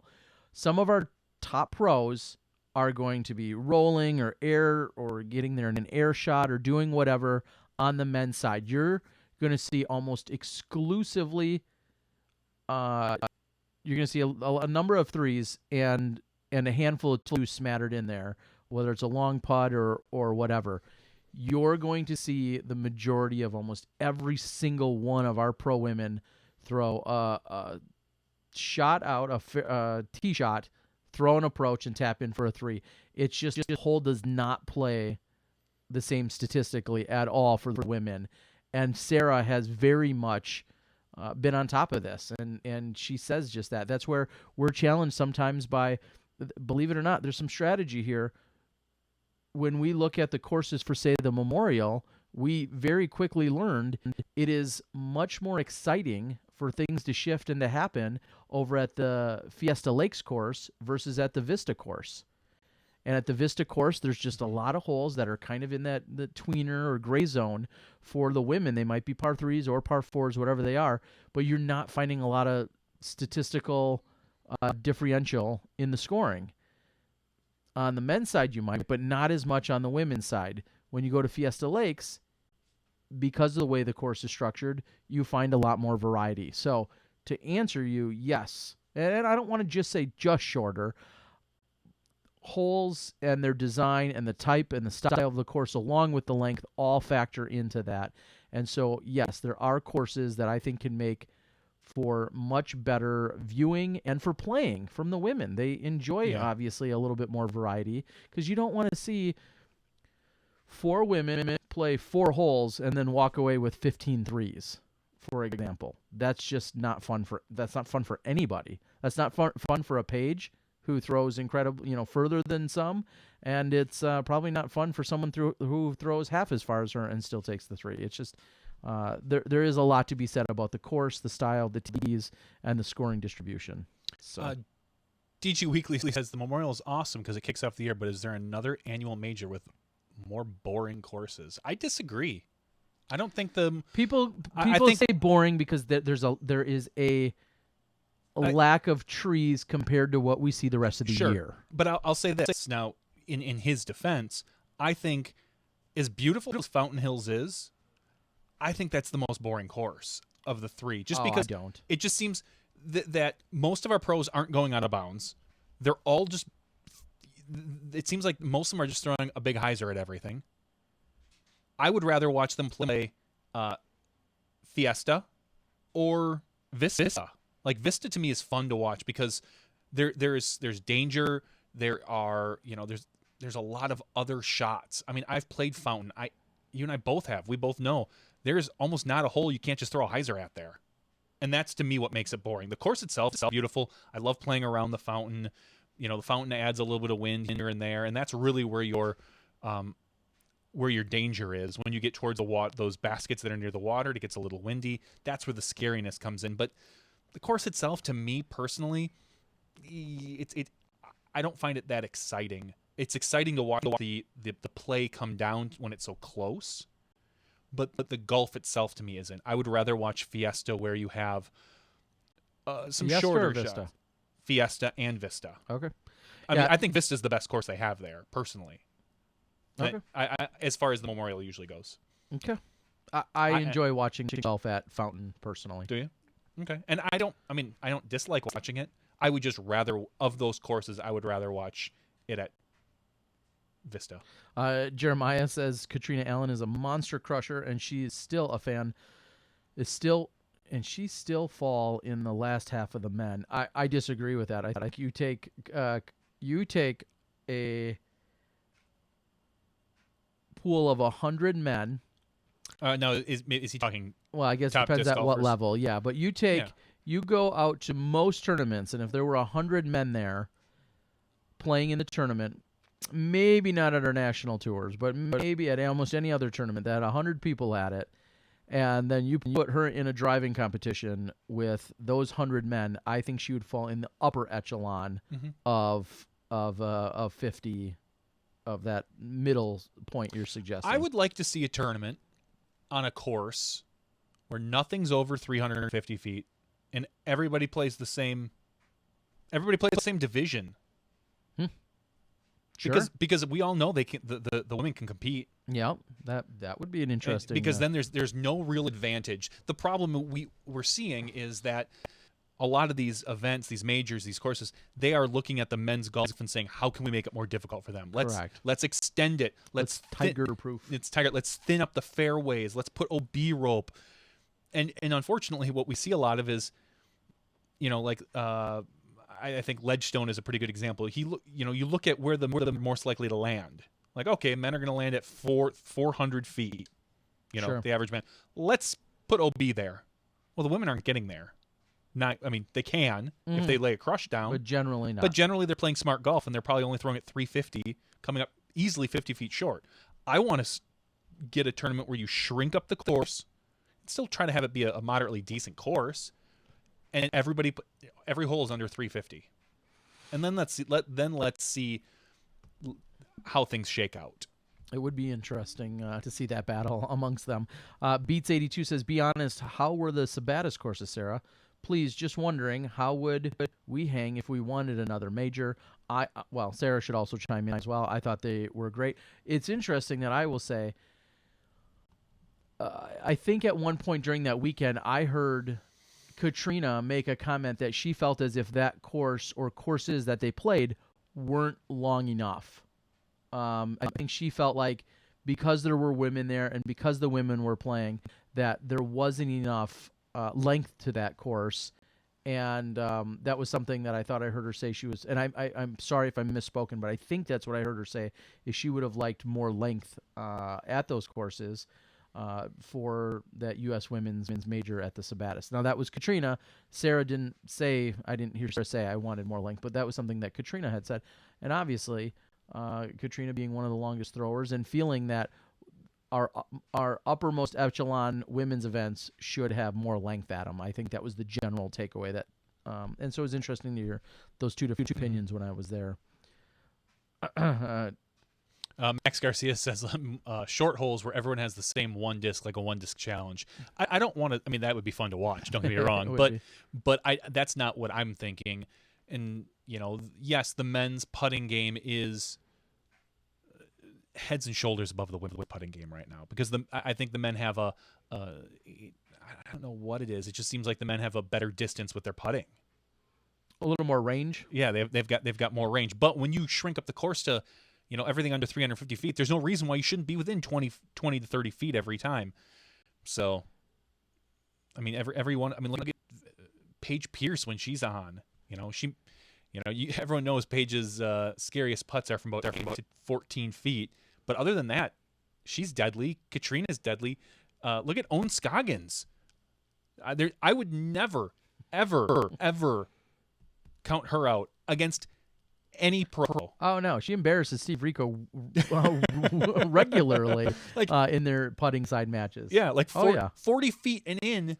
It's ridiculous what she does. So yes. There are not even exceptions. There are great women's putters. Women putters. That's what I'm trying to spit out. Wow. I had the S on the wrong word. There. Great women's putter. Sure. Courses. Tyler says courses evolve with the progression of the sport. Does there need to be pro and AMTs? Most good courses have them. Correct. And without getting too sidetracked on a soapbox here, one thing that I've experienced here in Wisconsin is that some players, lots of players, complain that they don't get to play the toughest course and the toughest layout, but they're rated 9-10. Guess what? You don't deserve to play that. Deserves, I don't know if that's the right word, but no, deserve, because you're hurting the rest of the field. If it's a set of things, and these, if you're on the same course, I don't want the 9-10 rated players playing the longest tees, because they're going to hold up the rest of the group. That's could be true, but also if they're that separate, par 68 course is not designed for you.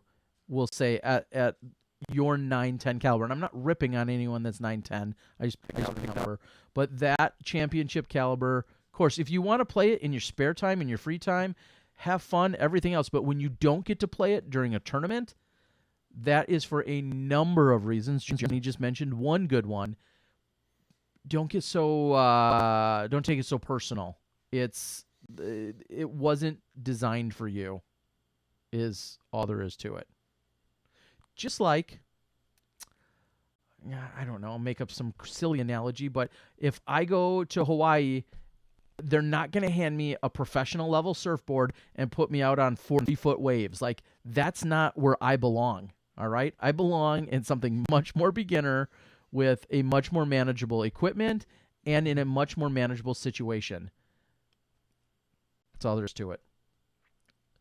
Signage. Yeah, signage is always a challenge. I mean, signage is expensive, and to put signs at every tee. I mean, a great course will do that. There's nothing wrong with that. Agreed. A great course will do that. I know, but I'm just saying most don't. Most have a tee sign at one of the 2 or 3 tee pads, and it'll show you all of them. So, if it's the long one, great. Then you can maybe look. But I've seen it before where it's the normal tee, and then they usually will put in a pro tee. So now they would need more signage. But instead you look at it like, oh, there's a tee behind me. So I've seen that before too. Yeah. So again, Johnny might be onto something. Some exhibition round of an incredibly short pitch and putt, like a Valley View course that I would love to watch. I would love to watch put our top 20 players on it. Our top 10 men and our top 10 women and see how it pans out, because it's literally a pitch and putt. You've shot 18 under on it. I've shot 16, 15 under on it. Yeah, you did. It can be easily gotten, and just watch them play it. And granted, most of them are probably going to shoot 16, 17 down on that particular course. Not on their first time, but they'll shoot well. No, there's a few tricks out there. But they're going to shoot really well. 13, 14, 15. They're going to be most of the holes. Yeah. And there would be no disadvantage. Some people would say that's boring. I don't know. A lot of people say birdies are fun, so I don't know. I guess boring is a relative term there. Again, and Valley View might not be the best course for that, because most of those are under 250. But if you could find a good course where most of the holes are under, between 325 to 275, I think that would be a really fun. That could be a fun round to watch. Cool One says, should women's tourneys have more pro-ams than men's to encourage the ladies' ams? And I don't know what you mean by pro-ams, have am women paired up with pro women. Like as before the event or after the event? I guess I'd be looking for clarification. I would like to, before or the event itself. Be... I'm not sure what you're exactly asking about there. Let's have a PDGA ratings debate. Let's not. Moving on. You need to have more than 4 different divisions. So do you think that there should be getting paid the same as a pro surfer? Pro surfer that surfs the big waves when you only surf the small stuff. Do you think you should be getting paid the same as a pro surfer that surfs the big waves?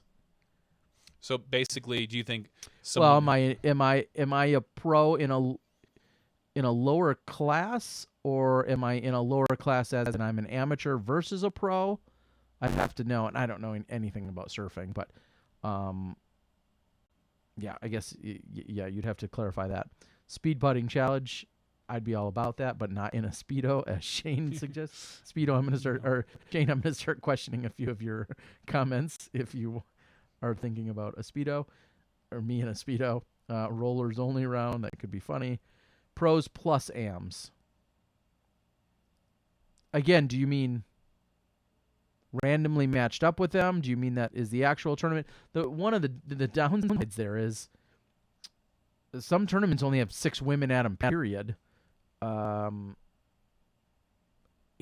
or do we have enough pros that classify as pros? Yeah. I'm going to move on. Good night, Seti. Thanks for the test help, and thanks for sticking it out all night during our challenges. We appreciate it. Thanks for joining us. Nate says, Ragna Big D Lewis is the 6th ranks on inside the circle putting on the Disc Golf World Tour. Yes, but I believe she also played just one event. And I'm not taking anything away from her, but I think she only played in one event. Yeah, Kona Piste maybe, or the European one. I'm not sure. Surfing based solely on performance. All right, 6th rank. Lots of women are scared to play tournaments. That's certainly true for whatever reason. Again, there's lots of different reasons.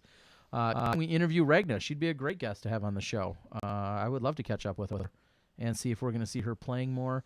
Obviously, having a child in the last few months. I know she's had some medical things, is what I've heard as well. Some recovery and whatnot. But I'm not sure if we're going to see her out playing again more this year. It would be great if we did. I hope so. Ranked number 1 surfer on the podcast host. All right. I think we've covered quite a few topics. Have you ever gone surfing? Nope, never in my life. So it's funny that I just randomly me neither. threw that out there, but I mean, other than at Wisconsin Dells, they've got the wave pool. yep, Like that counts. No, No, okay. but it's kind of cool. I mean, it's not a surfboard; it's a little board that you're supposed to possibly try to stand up on. They give you a bigger. It's not quite the size of a surfboard though, but I couldn't do it. I fell on my face a couple times. It's fun. I wouldn't claim it was fun to try because it was me and a bunch of other dads. Like, yeah, we can do this, and you get up there and you just wipe. Wait a minute. Val Jenkins has more breaking news before we go. There are 4 women's tournaments series going on this year. I know of 2 of them, Val. The Poppy Series. In New England?